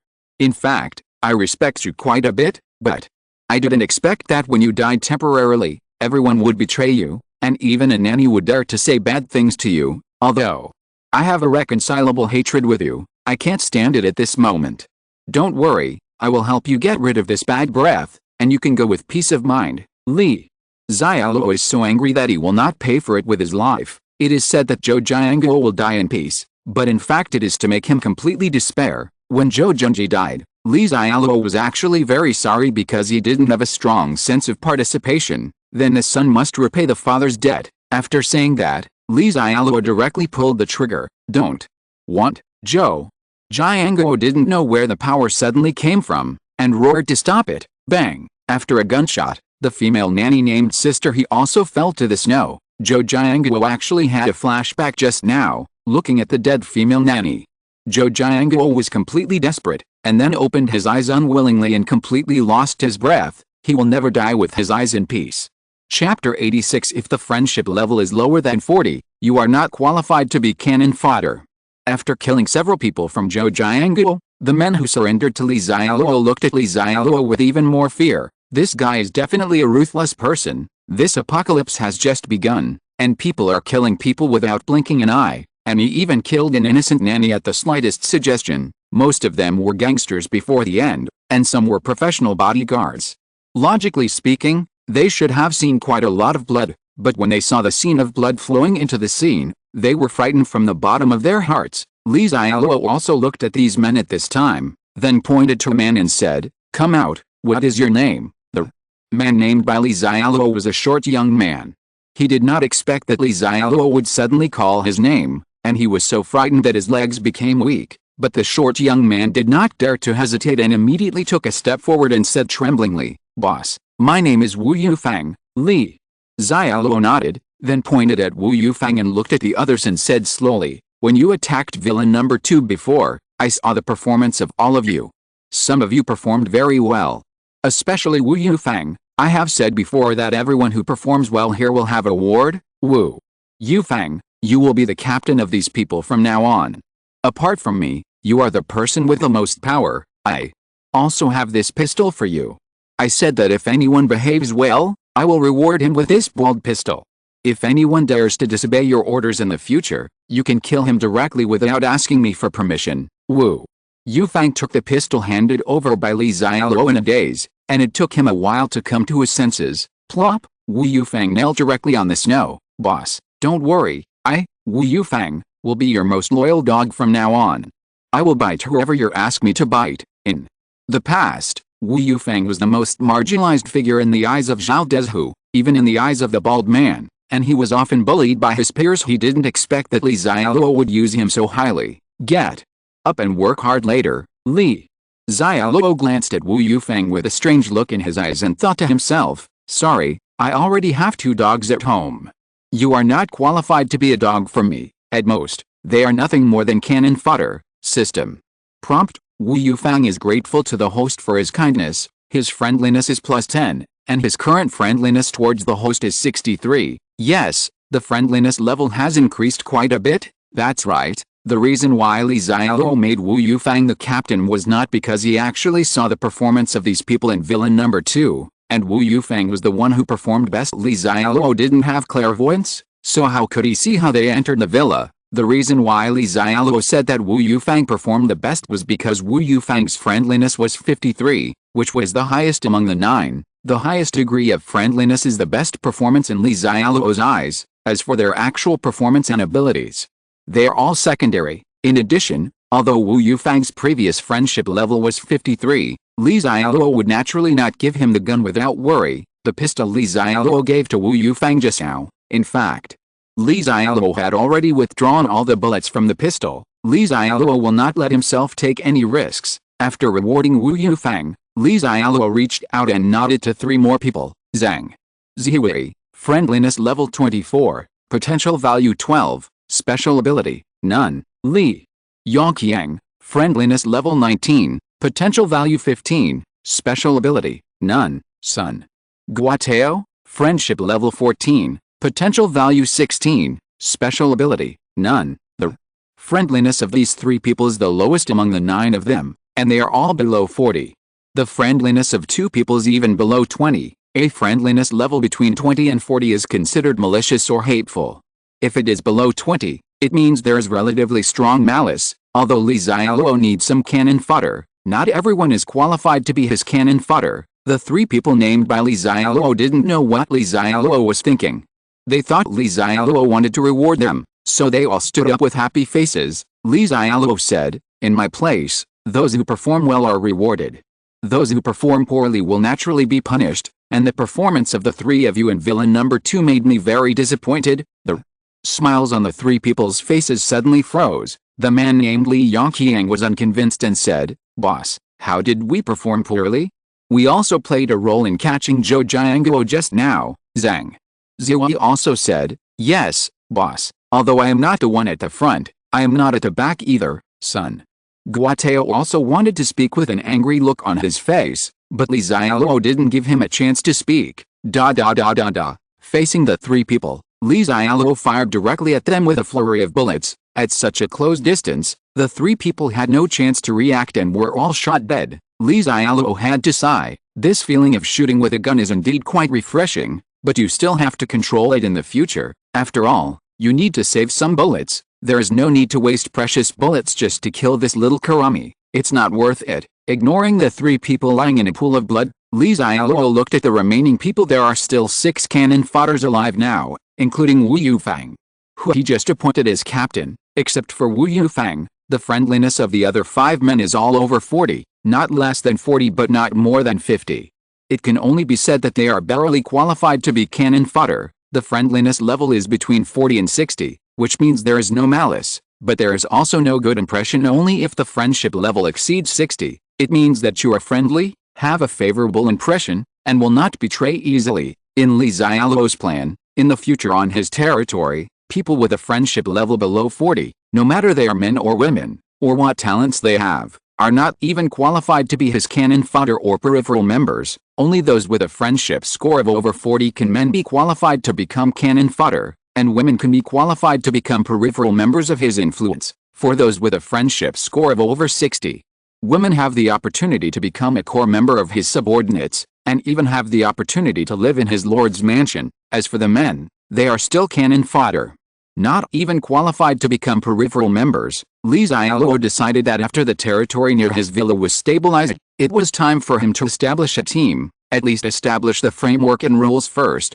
so that the women under your command will have a sense of belonging and it will be easier to manage. In the future, he won't need to do anything personally every time for killing people and doing chores. As for the name of the team established by Li Xiaoluo, he hasn't decided yet. According to the situation in the previous life, many forces were named after shelters, such as Huaxi Park Sanctuary, Longhua District Sanctuary, Zhaorgao Sanctuary. Since Li Xiaoluo's system is the strongest lord system, then his power might as well be named after the territory. Although it's a bit confusing, Calling it a territory sounds more grand than a sanctuary, right? As for what the territory will be called in the end, Xialuo still has to think about it again. But now, let's send that Xiaohu on his way first.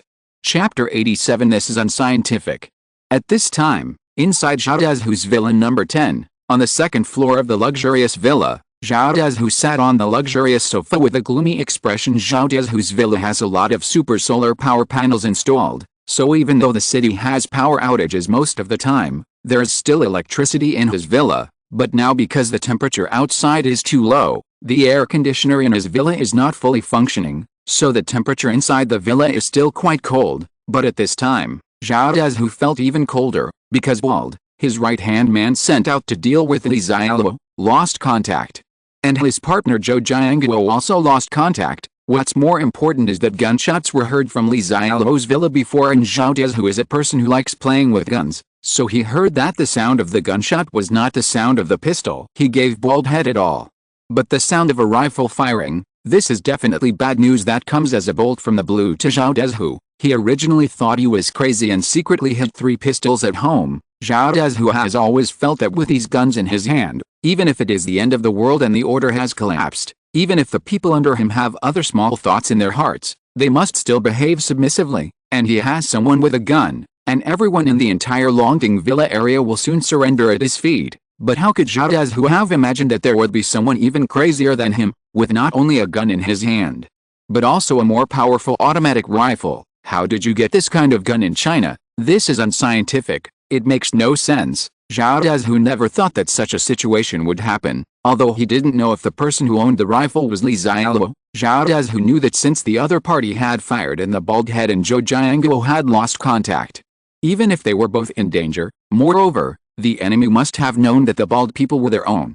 So he will definitely not let him go, and he might kill him soon. What makes Xiaohu even more depressed is that the snow road he asked his men to open up with all the hard work may finally make it easier for the enemy to deal with him. It's really effed up to be a bully. Moreover, the bald head is also a waste. With so many people, even if the weapons are worse than those of the enemy, they can still be filled with people. No matter what happens, just send back the enemy's situation. Unlike now, Xiaohu has no idea how many enemies there are and how many guns they have, so he can only feel extremely tormented. Or has the bald head rebelled, thinking that the bald man might have betrayed him? Xiaohu, who is in a depressed mood, immediately looked at the 3 women kneeling on the ground to serve him. These 3 women were now relatively young and beautiful. Moreover, in order for Xiaohu to look comfortable and feel comfortable, Xiaohu would not even let them wear down jackets in the cold weather. Several women were only wearing sexy blue and white cheongsam, and then they knelt on the ground and shivered. Moreover, from the tattered and bloody clothes of several women, one can only imagine what kind of torture they had suffered before. Some of these women were employees hired by Xiaohu before the end of the world, and some were his wife's guests, but after the end of the world, they will all be his female slaves, before the ice apocalypse. Xiaohu had behaved like a gentleman since he came ashore with a clear conscience. Even if there is a woman he likes in the villa, he will not force her or anything. But after the order slowly collapsed, his ferocious face was slowly exposed. Any disobedient woman will be tortured by him into becoming obedient among them. There were several average-looking women that he rewarded to his close men, while he kept a few beautiful women to serve him. As for Xiaohu's wife, she was beaten to death by his own hands a long time ago. No matter how long it takes, a shameless woman will still want to be a tigress in charge of him after the end of the world. Xiaohu withdrew his eyes from the women kneeling on the ground, and then focused his eyes on the only woman standing aside. This woman's name is Li Yan. She has an oval face and is pretty. More importantly, she was the bald wife before the end. This identity has always been quite attractive to Xiaohu, but because the bald man was his true confidant, he didn't reveal it before, and he even promoted Li Yan to become the villa's logistics housekeeper. But now, since the bald man dares to rebel against himself, don't blame yourself for being rude. Li Yan, come here, Zhao. Dezihu waved to Li Yan, who was standing aside honestly. Oh, okay, boss. Li Yan didn't know what she was thinking. She was stunned for a moment before she realized what she was doing. Then she responded and immediately walked over. Climb over here. Xiaohu suddenly looked at Li Yan with a cold voice. Li Yan was stunned for a moment, and then her expression changed, but she didn't dare to have an attack, so she could only say softly, "Boss, I am a bald woman. Isn't this bad for you, Xiao? Dezhu stood up from the sofa, picked up his special leather whip for training from the side, and said with a ferocious expression, "UBCH, you still want me to be bald?" I sent him several messages, but he didn't reply to any of them. He either failed the mission and died, or he rebelled. No matter which case it was, he deserved to die. And as his woman, you have to pay the price and crawl over here. Li Yan plopped down on the ground in fear. Boss, Baldhead is very loyal to you. He will not betray you. He must have been killed by the enemy, so you can't do this to me. Li Yan had seen Xiao Dezhu torture women after the apocalypse, and knew that he was a perverted devil. Women had been tortured to death by him before. Thinking about that miserable scene, Li Yan shuddered. Xiao Dezhu looked at Li Yan with cold eyes. Don't let me say it again. Crawl to my feet. Li Yan shuddered. She knew that if she didn't listen to Xiao Dezhu, the torture she suffered would be even worse than death. There was no other way. Li Yan could only kneel on the ground, and then slowly crawled towards Xiao Dezhu like a dog. Boss, I have something to report to you. At this moment, a man's voice suddenly came from downstairs. Come up. Not long after, a tall man walked up to the second floor. He didn't seem to see the women kneeling on the ground. The tall man bowed respectfully to Xiao Dezhu, and then said, Boss, I have asked people to block the entrance to the first floor with coffee tables and cabinets. If the enemy wants to attack, they must first clear these obstacles with a lot of effort. Then we can hide in the dark and release them. A cold shot will definitely make the enemy pay the price. Xiao Dezhu knew that something happened on Bald Tao's side, and that the enemy's firepower was stronger than him. Although Xiao Dezhu is still enjoying it on the second floor, he has already ordered his subordinates to set up defenses on the first floor. Xiao Dezhu looked at the tall man and said, Xiao Qiang, you have always been my most trustworthy and powerful confidant. We still have 5 combat forces, and they will all be under your command when the time comes. Then I will also give you a pistol. Can you resist? It's all up to you to keep the enemy at bay. Previously, Xiao Dezhu would never give a gun to anyone in the villa, unless you go out on a mission like a bald head, because he was afraid that if someone got the gun, they would shoot him coldly. In this apocalypse, which man would not have ambition after getting a gun? But in this situation, Xiao Dezhu has no choice but to take out a gun to increase his men's confidence in resisting. Otherwise, we expect them to hold kitchen knives to resist enemy bullets. Chapter 88. Let's fight, Pikachu. Even to encourage the tall man, Xiao Dezhu pointed at the women kneeling on the ground and said, Xiao Qiang, have you seen these women? As long as you can resist the enemy, you can choose as many of these women as you want.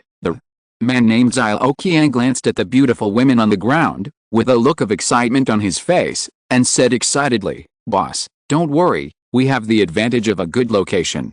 Even if I die, I will never let the enemy step into the villa door. Xiao Dezhu smiled happily and was very satisfied with Xiao Qiang's performance, but Xiao Dezhu didn't see it, and Xiao Qiang secretly breathed a sigh of relief when he smiled, because Xiao Qiang knows that now is the time when his boss doesn't trust anyone. If he doesn't act greedy, lustful and easy to control, his boss will definitely suspect that he has other thoughts. Now the guns are all in the hands of the boss.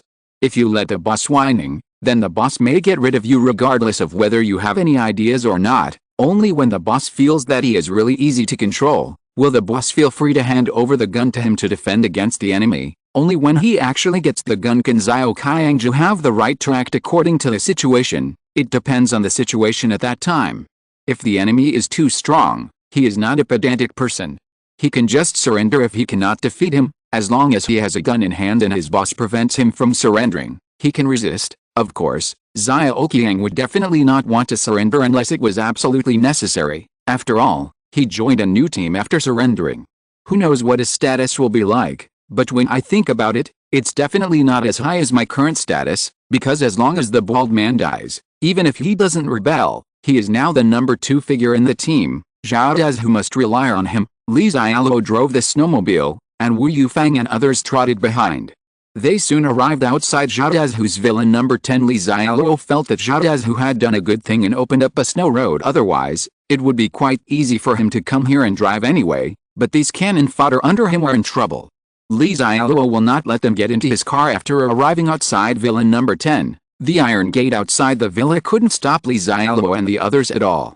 Wu Yufang led his team members and violently smashed open the iron gate, and then everyone entered the courtyard of the villa. It was impossible for Xialuo in the villa to not hear the commotion just now, but the villa was very quiet, and no one had any intention of coming out or stopping Xialuo and the others. Xialuo had actually guessed that Xialuo would definitely choose to hide in the villa to defend, waiting for Xialuo's people to take the initiative to attack, because in this kind of attack on the building, the defensive side still has a great advantage. They can wait and attack in the dark. Therefore, the attacking party will often pay huge casualties, but for Xialuo, he doesn't care whether there are casualties or not. Anyway, Wu Yufeng and the others are all cannon fodder, and most of them were originally Xialuo's subordinates. It doesn't matter to him if they all die. Xialuo got off the snowmobile, then pointed an automatic rifle at villain number 10 and fired a burst of fire. I don't know whether Xialuo killed anyone in the villa, but the glass doors and windows of the villa were shattered to pieces. After firing a magazine of bullets, Xialuo said to Wu Yufeng, come and shout. Let everyone in the villa put down their weapons and come out to surrender.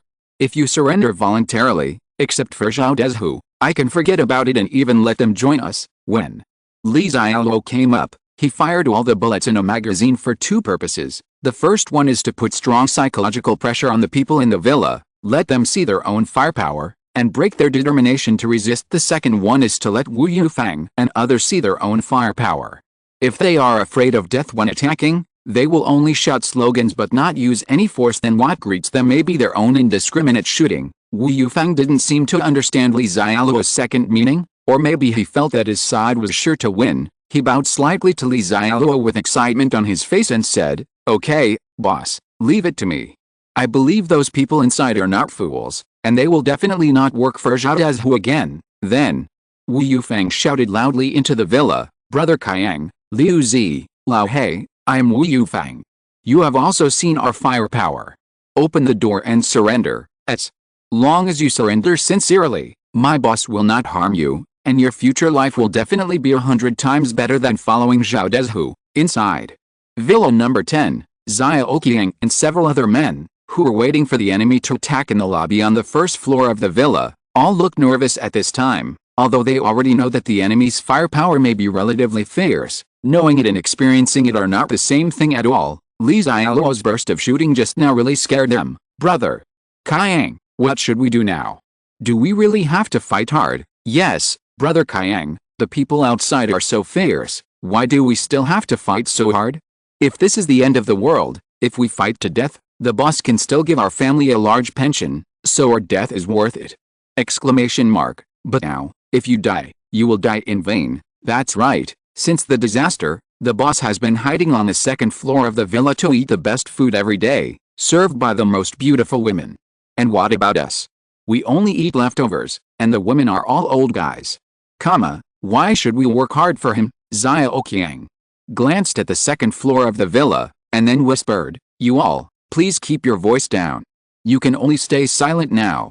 We will see what happens later. Xiaoqiang knew that Xialuo must be watching them on the second floor of the villa with a gun. If they dare to shout outside to surrender, then Xialuo will definitely shoot them directly. And Xialuo was so condescending that they couldn't escape at all, because they had blocked the door with coffee tables and cabinets. Moreover, Xiaoqiang still had the same idea as before.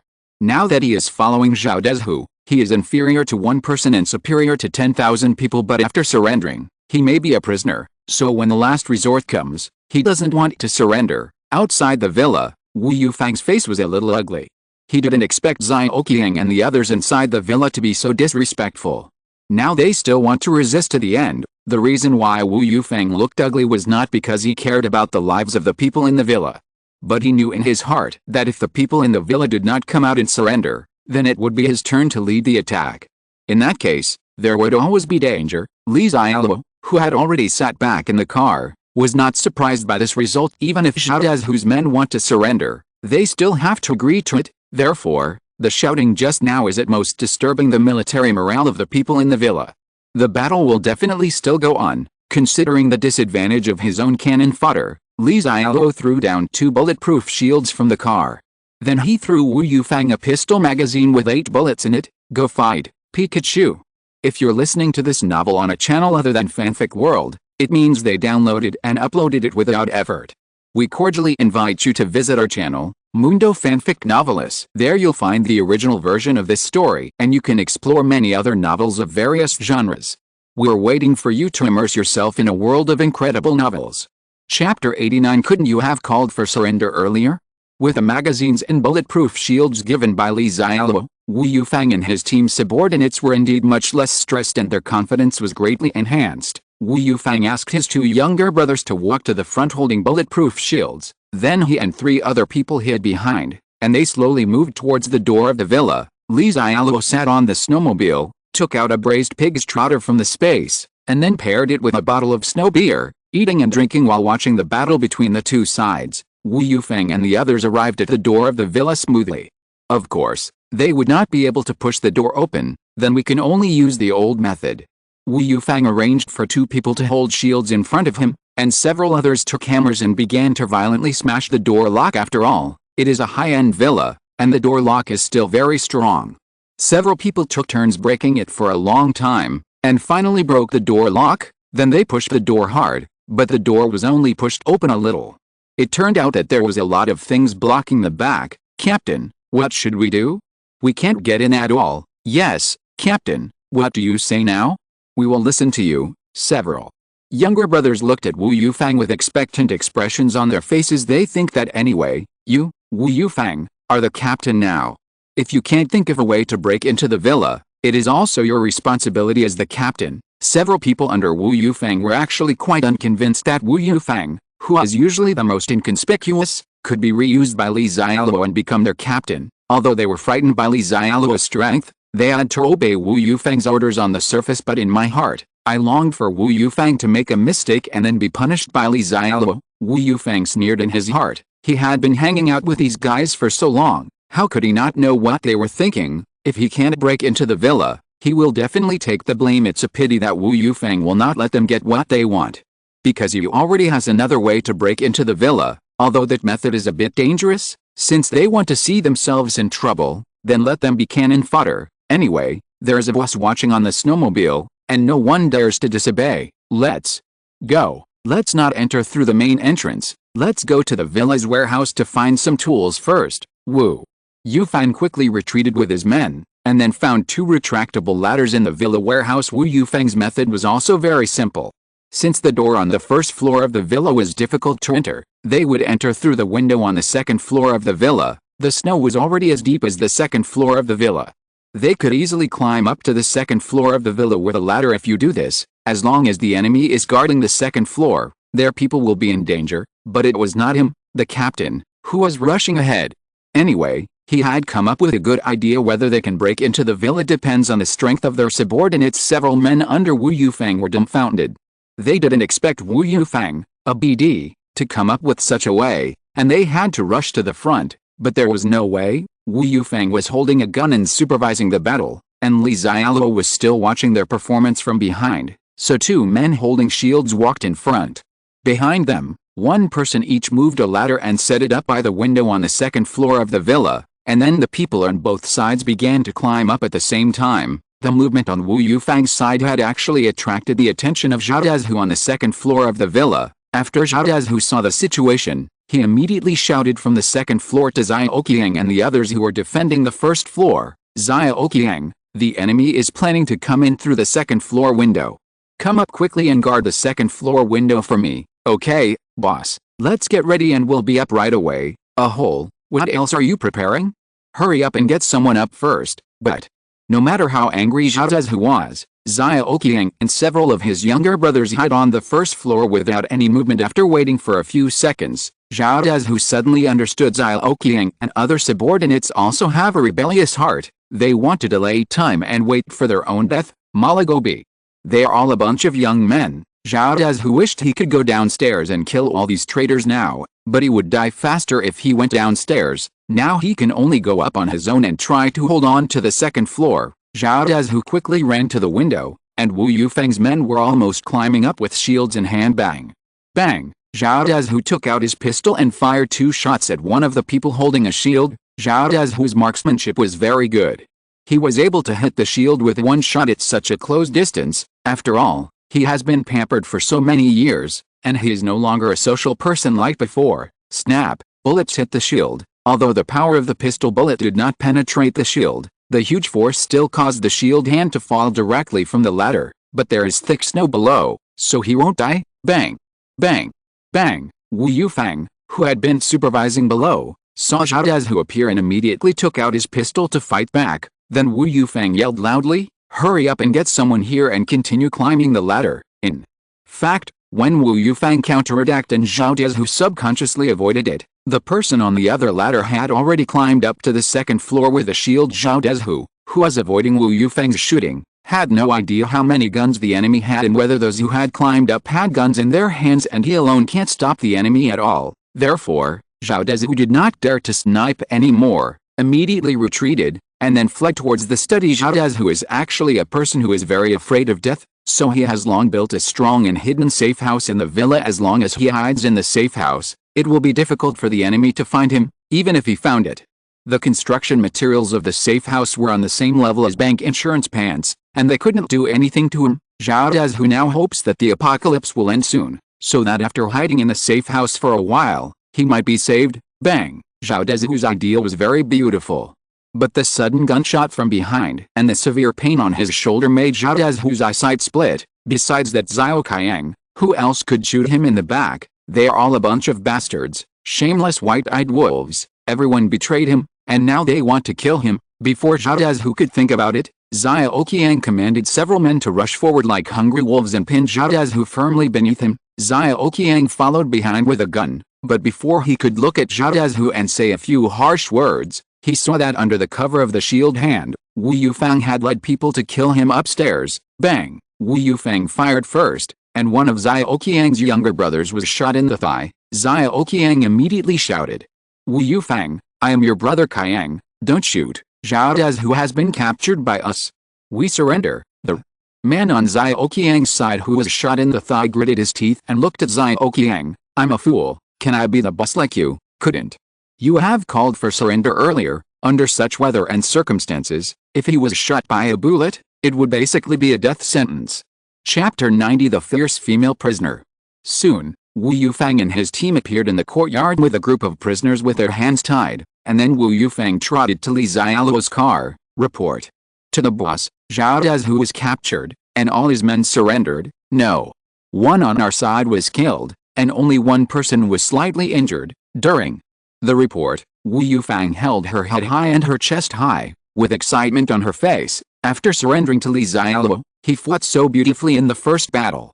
Let's see who dares to look down on him in the future, and he felt that his status in the heart of the boss Li Xiaoluo must be higher. In fact, the reason why they were able to win so smoothly this time was mainly due to Li Xiaoluo's previous shot, which directly disintegrated the fighting spirit of Zhao Dazhu's men. Therefore, as long as there is a slight headwind, Zhao Dazhu's men will have the idea of surrender. Only Wu Yufang could lead his people to victory so easily. Also, boss, these are the guns I collected from Zhao Dazhu and the others.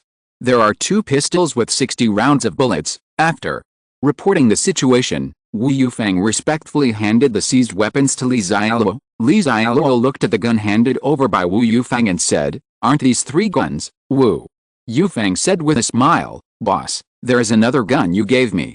Now that the battle is over, I think my gun should be given to you, boss, for safekeeping." Although Wu Yufang really wanted to keep the gun on him, he knew from Zhao Dazhu's previous actions that if he had a gun before he received absolute trust, he would only be jealous of the boss. It may even lead to death, so he might as well take the initiative to hand it in, so that not only will the boss not be on guard against him, but it will leave a better impression on the boss. Even, maybe he behaves like this after the boss saw his loyalty. He gave the gun to himself again. That way you not only have a gun, but you can also win favor with the boss. Li Xiaoluo glanced at Wu Yufang with a meaningful look.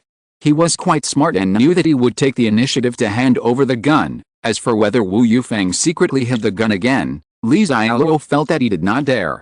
Because if he dares to do that, he might be betrayed by his men. Moreover, his friendliness will also be reduced, so Li Xiaoluo can know it immediately. As for why Li Xiaoluo still kept Wu Yufang and the others, it was because Li Xiaoluo also wanted to clean up all the villas near him for such a tiring and dangerous thing. No one is more suitable than cannon fodder like Wu Yufang, so Li Xiaoluo won't kill them yet. After all, their current friendship level has reached the standard of being cannon fodder. That's right, Captain Wu. You completed this mission very well. I'll give you a credit first. When we clean up and control the villas nearby in the past 2 days, you will be the great hero, Li. Xialuo verbally praised Wu Yufang without hesitation. As for the gun, he would never want to own it again. Then Li Xiaoluo looked at the prisoners brought out by Wu Yufang.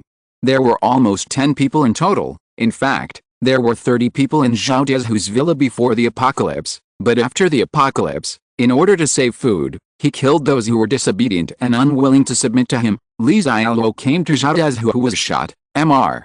Zhao, didn't you agree to visit me in villa number 1 in half an hour? Why did you let me come by myself, Zhao?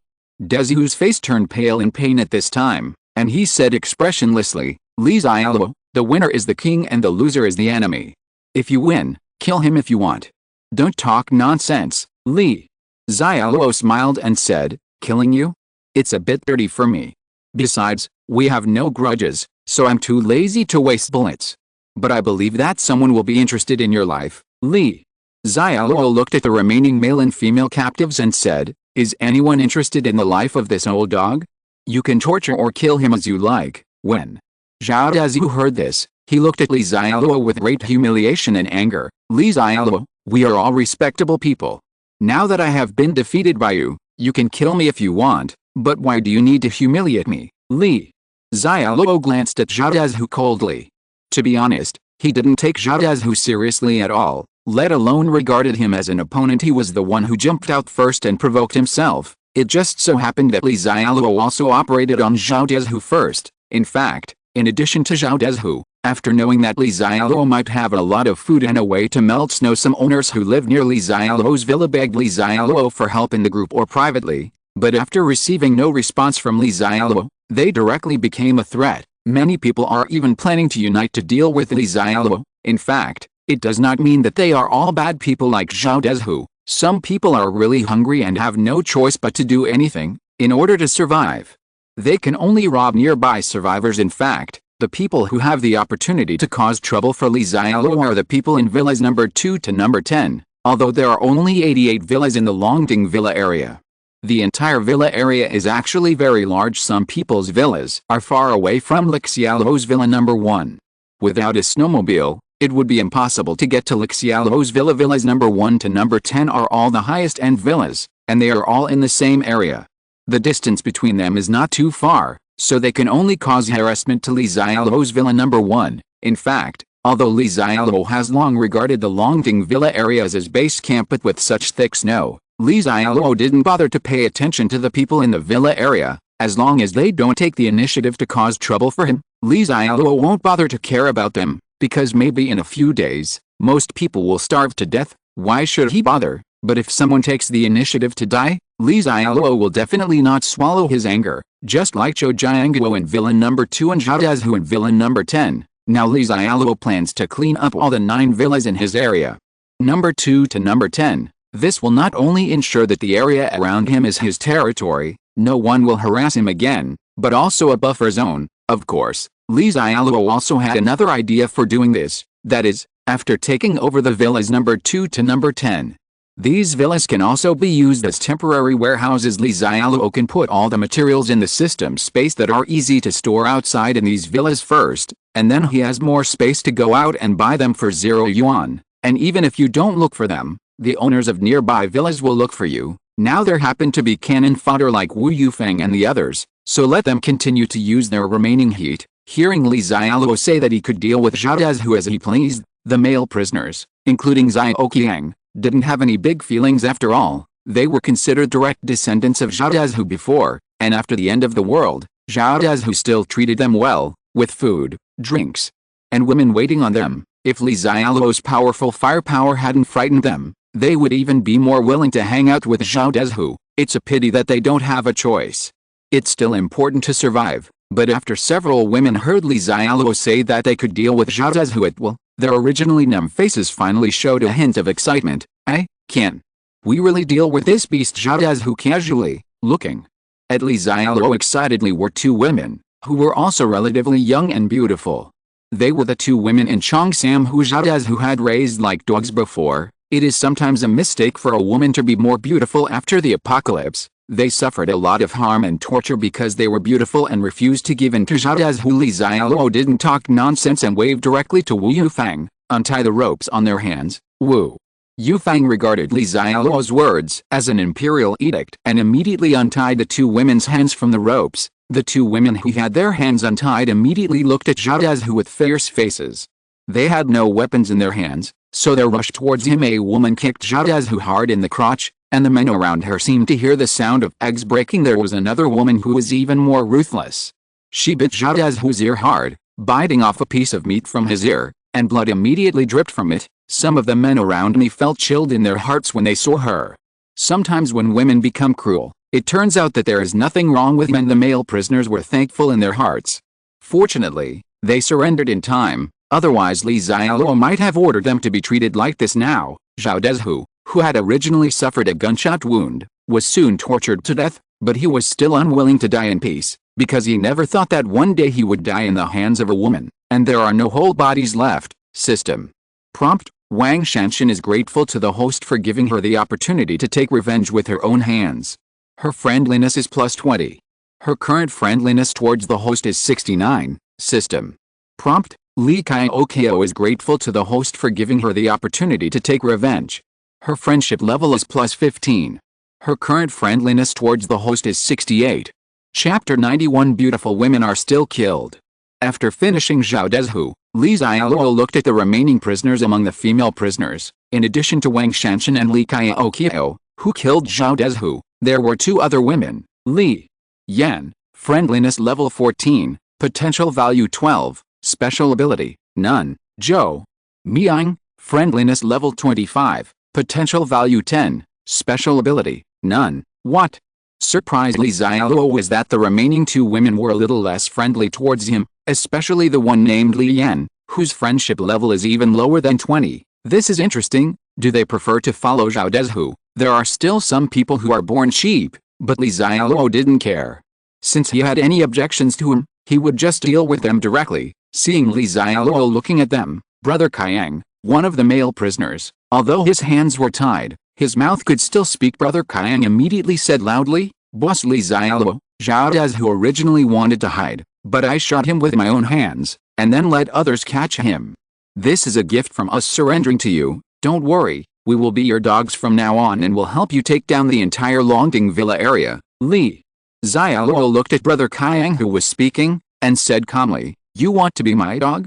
It's a pity that you are a little late." Li Xiaoluo didn't even look at the friendliness of the male prisoners because there was no need. Wu Yufang's cannon fodder is pretty good for the time being, and Li Xiaoluo doesn't need too much cannon fodder, so these male prisoners have little value, even if their friendliness is qualified. After that Kayang brother heard what Li Xiaoluo said, he suddenly had a bad feeling in his heart, but he still pretended to be calm and said, "Boss Li Xiaoluo, what do you mean by this?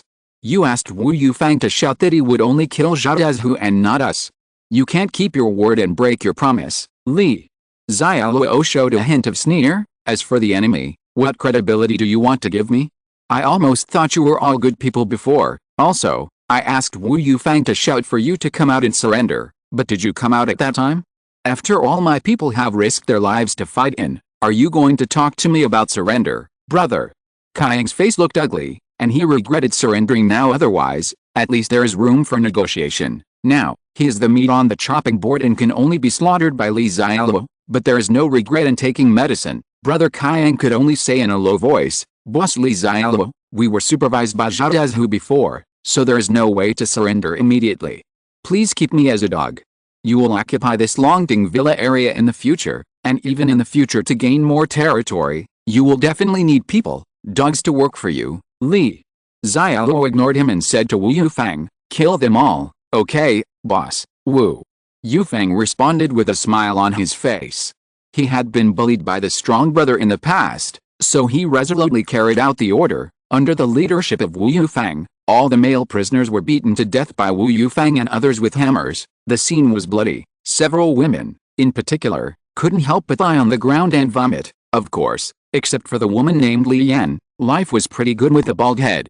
So there is still some oil and water in the stomach, and the other women can't vomit anything even if they want to. On the other hand, Wu Yufang and the others who beat people may have done this kind of thing before, so they look very calm when they beat the male prisoners to death. Not only was there no discomfort, but a trace of cruel excitement appeared on his face. After all the male prisoners were killed, Li Xiaoluo pointed at Li Yan and Zhou Miaying. Kill the two of them together. After Li Yan and Li Xiaoluo heard what Li Xiaoluo said, they were stunned.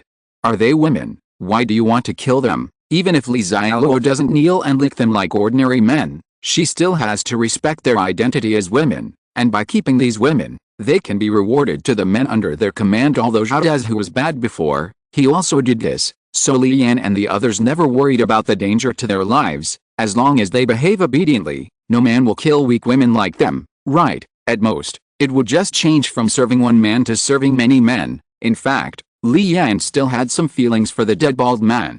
After all, the two had been together for several years before the end. That's why Li Yan is very hostile to Li Xiaoluo in her heart, and her friendship level is very low. But Li Yan is not a fool, and she will definitely not show it on her face.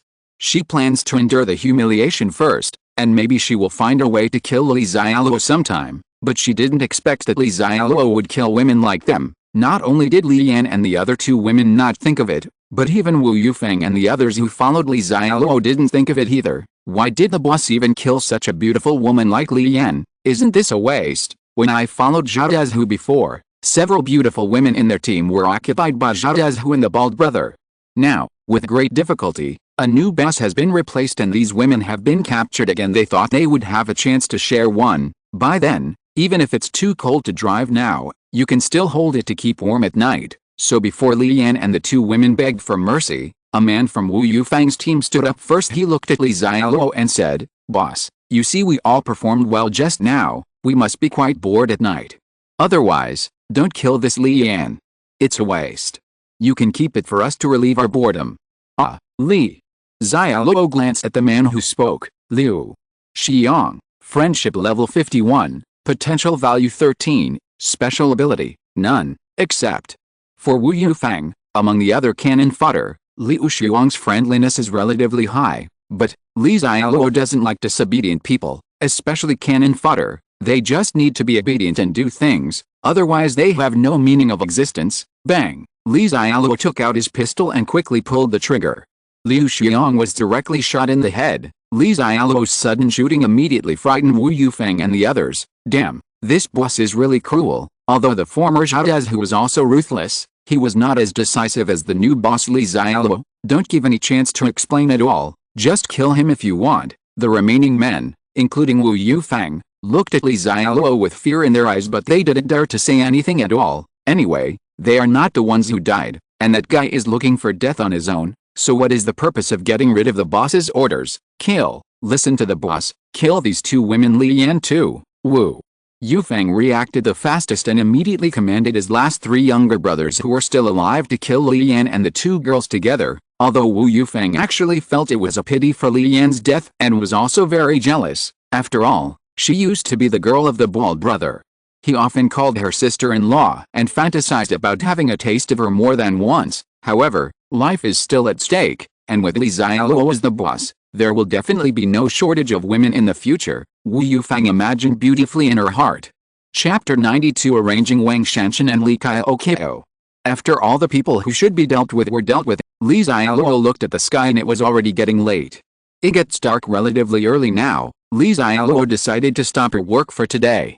The remaining villas number 3 to number 9 should be cleaned by Li Xiaoluo tomorrow. I believe that no one has a gun like Zhao anymore, and with so many subordinates, the subsequent cleanup should be much faster. Li Xiaoluo asked Wu Yufeng and the others to stay in villa number 10 tonight and continue working tomorrow in such weather. Li Xiaoluo didn't worry about them being able to escape at all. Then Li Xiaoluo took away two women, Wang Shanshan and Li Kaokao. After Li Xiaoluo left, Wu Yufeng and the others' tense nerves relaxed following the boss Li Xiaoluo. They felt very stressed, especially since Li Xiaoluo casually killed Liu Xiang just now. They all clearly realized that Li Xiaoluo may not be that dependent on them, let alone regard them as confidants, because when they surrendered to Li Xiaoluo, there were originally about 10 people, but when they were in villain number 2, Li Xiaoluo killed several of them directly because of poor performance. Then they just attacked villain number 10, injured one person, and Li Xiaoluo shot and killed another person indiscriminately. So the few people who are still alive say they are under a lot of pressure. Of course, What made them even more unhappy was that they fought tooth and nail to capture Xialuo and captured villain number 10, but Xialuo killed and took away several beautiful young women,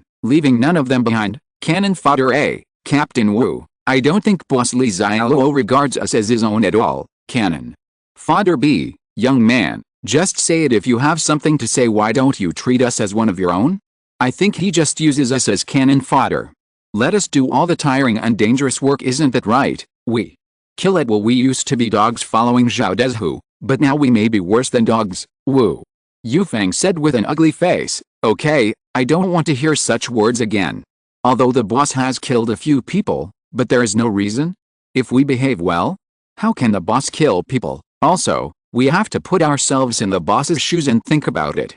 If it were us, after accepting the help of a group of people who originally wanted to kill us, would we immediately trust those people 100%? If Xialuo were still here and could hear Wu Yufeng's words, he would definitely sigh that cannon fodder with a high degree of friendliness is different. Of course, the reason why Wu Yufeng said this was mainly because he was the worst under Zhao Dezu before, but now he is the captain here with Xialuo. When several other men saw Wu Yufeng saying this, they looked at each other and then stopped talking. They were afraid that if they said anything more, if Wu Yufeng went to Xialuo to report something, their lives would be lost immediately. On Xialuo's side, he took Wang Shanshan and Li Kaiokio to villain number 2. Arriving at villain number 2, Xialuo looked at the two women and said, "Your courage has attracted my attention.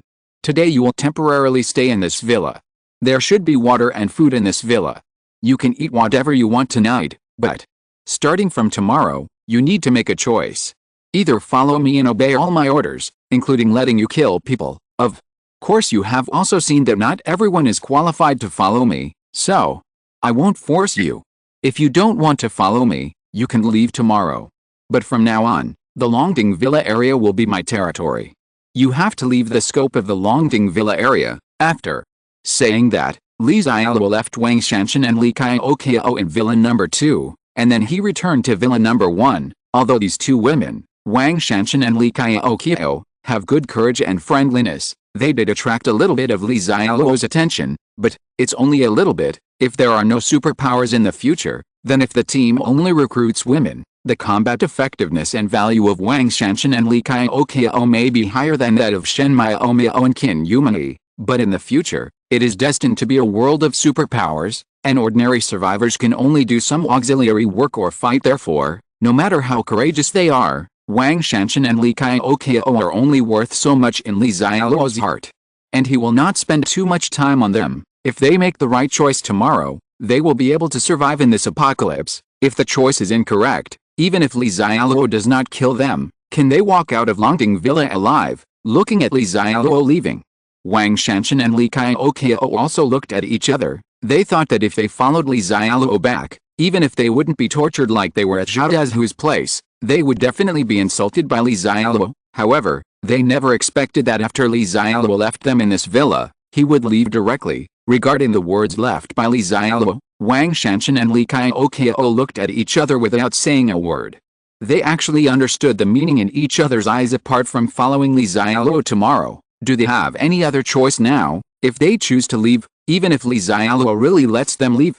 But with such thick snow, can they get out of the Longding Villa area? After going outside, where can I go? Brother Charlotte, brother-in-law. As soon as Xialuo opened the door of villa number 1 and walked into the villa, several beautiful women came forward with excitement on their faces. Although Xialuo stayed outside for most of the day, Shen Miaomio and the others felt that Xialuo had been away for a long time. They didn't think about anything in the villa. They were always worried about Xialuo's safety, not to mention Shen Miaomio's deep love for Xialuo now. Even Qin Yumei and the others knew in their hearts what kind of life they would live without Xialuo's protection. Okay, I'm fine. Entering the villa, Xialuo took off his thick down jacket, then sat on the sofa with his arms around Shen Miaomio's soft waist. Brother-in-law, thank you for your hard work.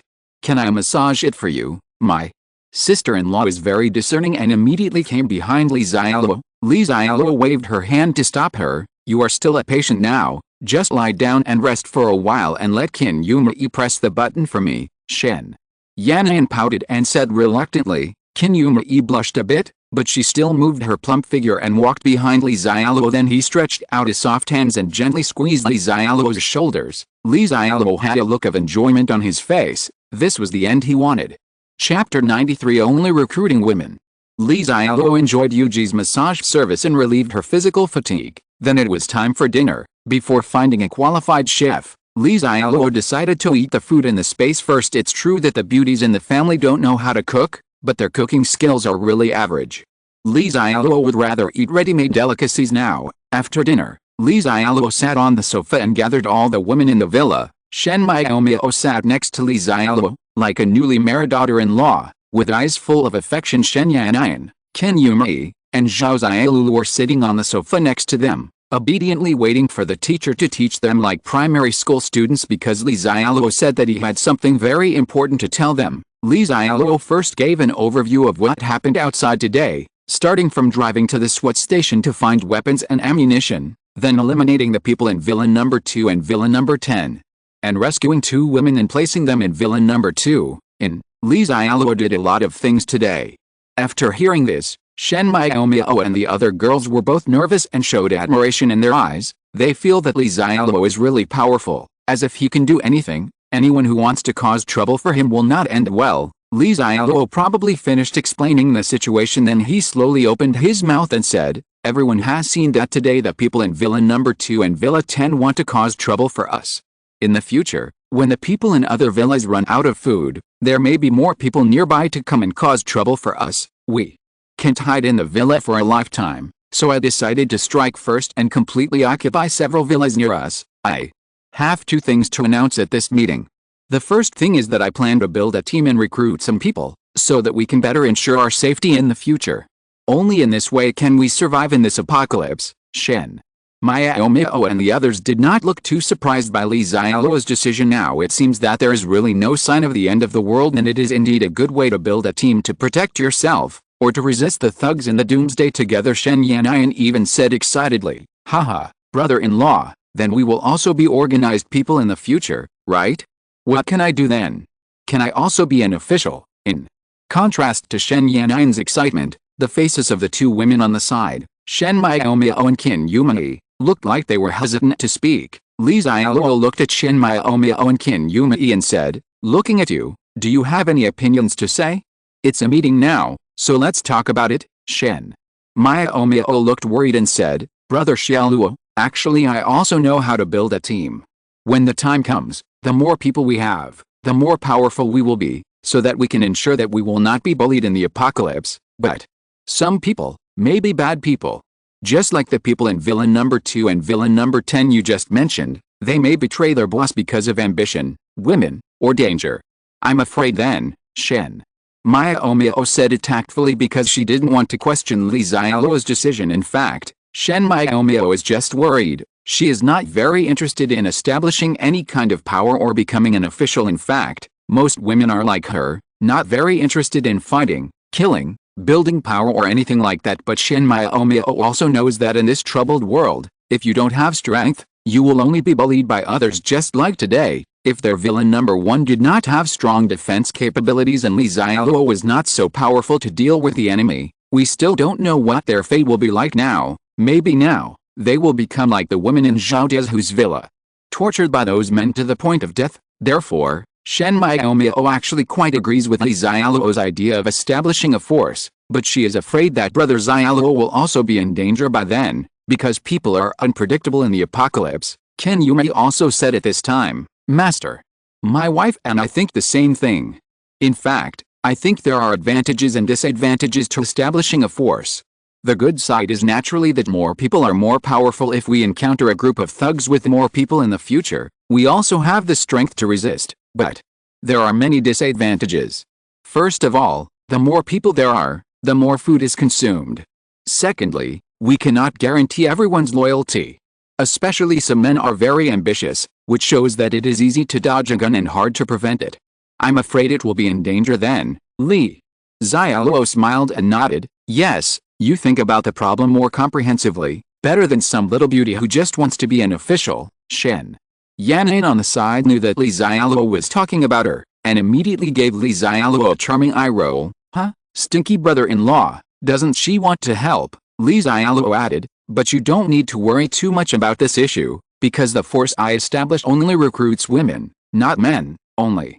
Looking for women. Suddenly, the four women on the sofa all looked at Li Xiaoluo. There is something weird in his eyes. They actually thought about this idea, but later they rejected it themselves. After all, if their team is all women, how can they have any fighting power? It would be better to continue to hold on, and then find a way to escape when we encounter a strong enemy. The reason why some women have weird eyes is because they can have the idea of recruiting only women, but if Li Xiaoluo thinks so, is he recruiting people or expanding his harem? Blah blah blah. Thinking of this, Qin Yumei and Shen Yan'an both sighed a few times.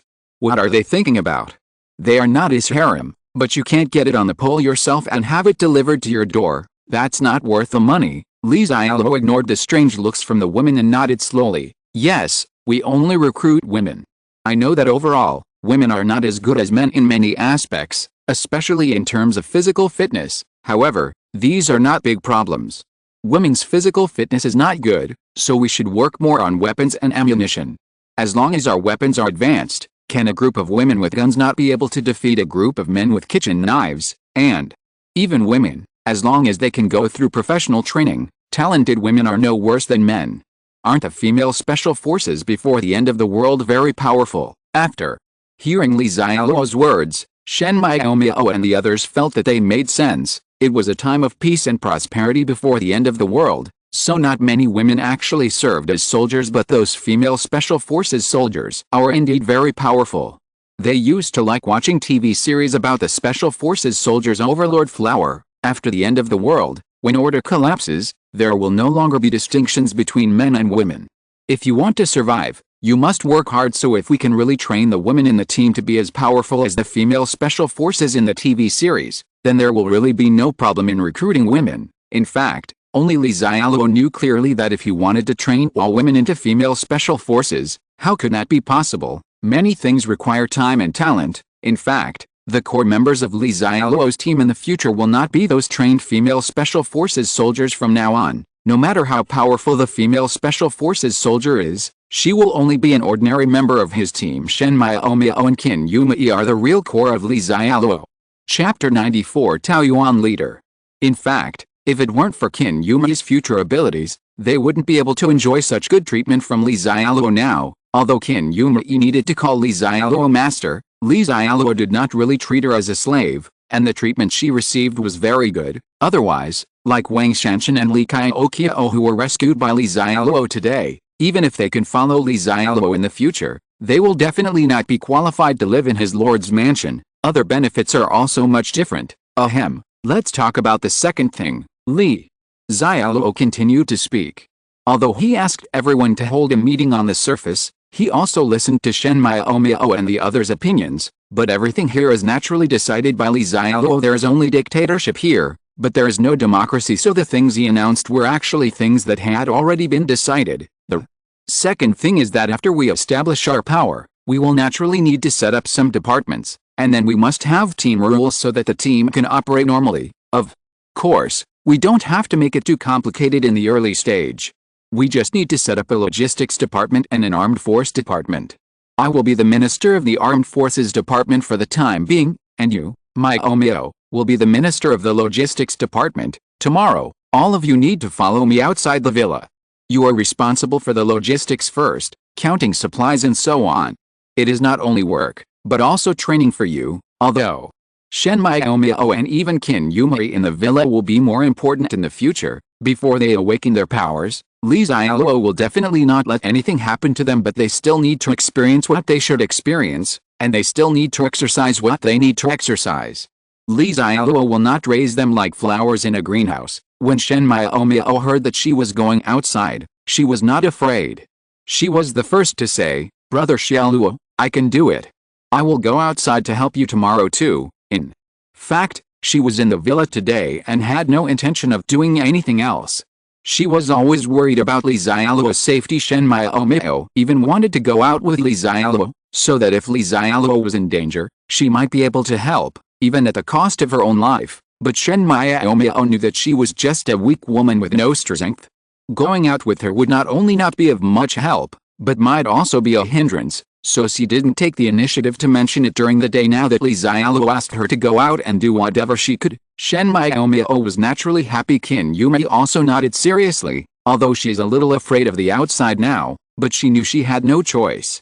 In this apocalypse, she could only follow Li Xiaoluo and obey his orders. As for the two girls Shen Yanyan and Zhao Xiaolu, newborn calves are not afraid of tigers, and they still have a little expectation on their faces after being isolated from the outside world for so long in the villa. They may be looking forward to going outside to see it. At this time, Shen Yanyan suddenly screamed, "Brother-in-law, I've been excited for so long, but I still don't know the name of our organization." When Shen Yanyan asked, Shen Miaomiao and the others came to their senses, and it seemed that Li Xiaoluo really didn't say anything. Call. Tao Yuan Ling, Tao Yuan.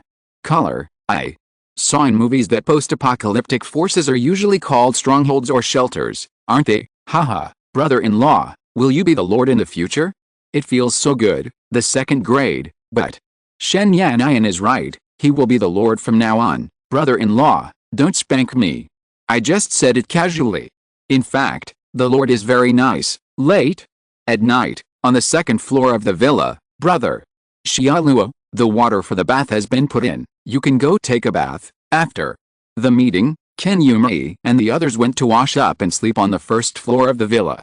Only Li Xiaoluo and Shen Miaomiao were left on the second floor of the villa, looking at Shen Miaomiao with skin as white as snow and a curvy figure. Li Xiaoluo adores Shen Miaomiao is really a perfect masterpiece of the creator. Everything is beautiful. Li Xiaoluo stood up from the sofa, then hugged Shen Miaomiao and kissed her gently on her white neck. Miaomiao, you are so beautiful. You are truly a masterpiece from God, a natural beauty. Shen Miaomiao's body trembled slightly, and her beautiful face became extremely shy, but she didn't resist. She just lowered her head and buried her face in Li Xiaoluo's chest. Brother Xialuo, how can I be as good as you say?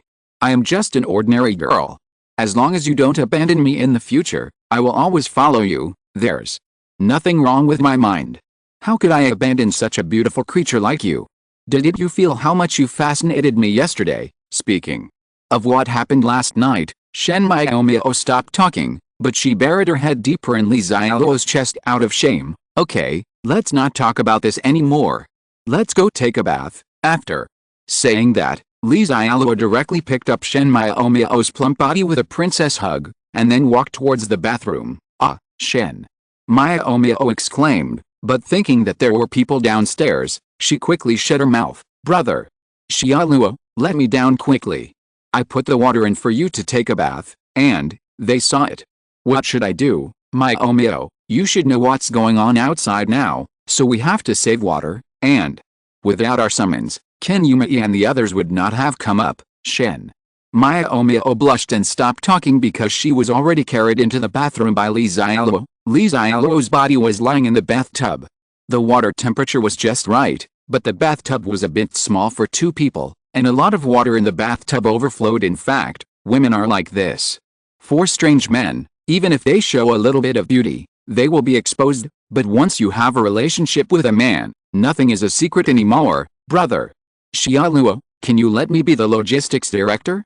I'm afraid that I won't be able to do it well because I have no experience. Li Xiaoluo said in a previous meeting that the logistics department is actually a very important department in addition to leading troops to fight. He basically does everything. Shen Miaomiao didn't say anything during the previous meeting because she knew she couldn't refute Li Xiaoluo's order in public, but she was really afraid that she couldn't do it well. The logistics department is very important, so I have to hand it over to the person I trust the most. And what can't you do?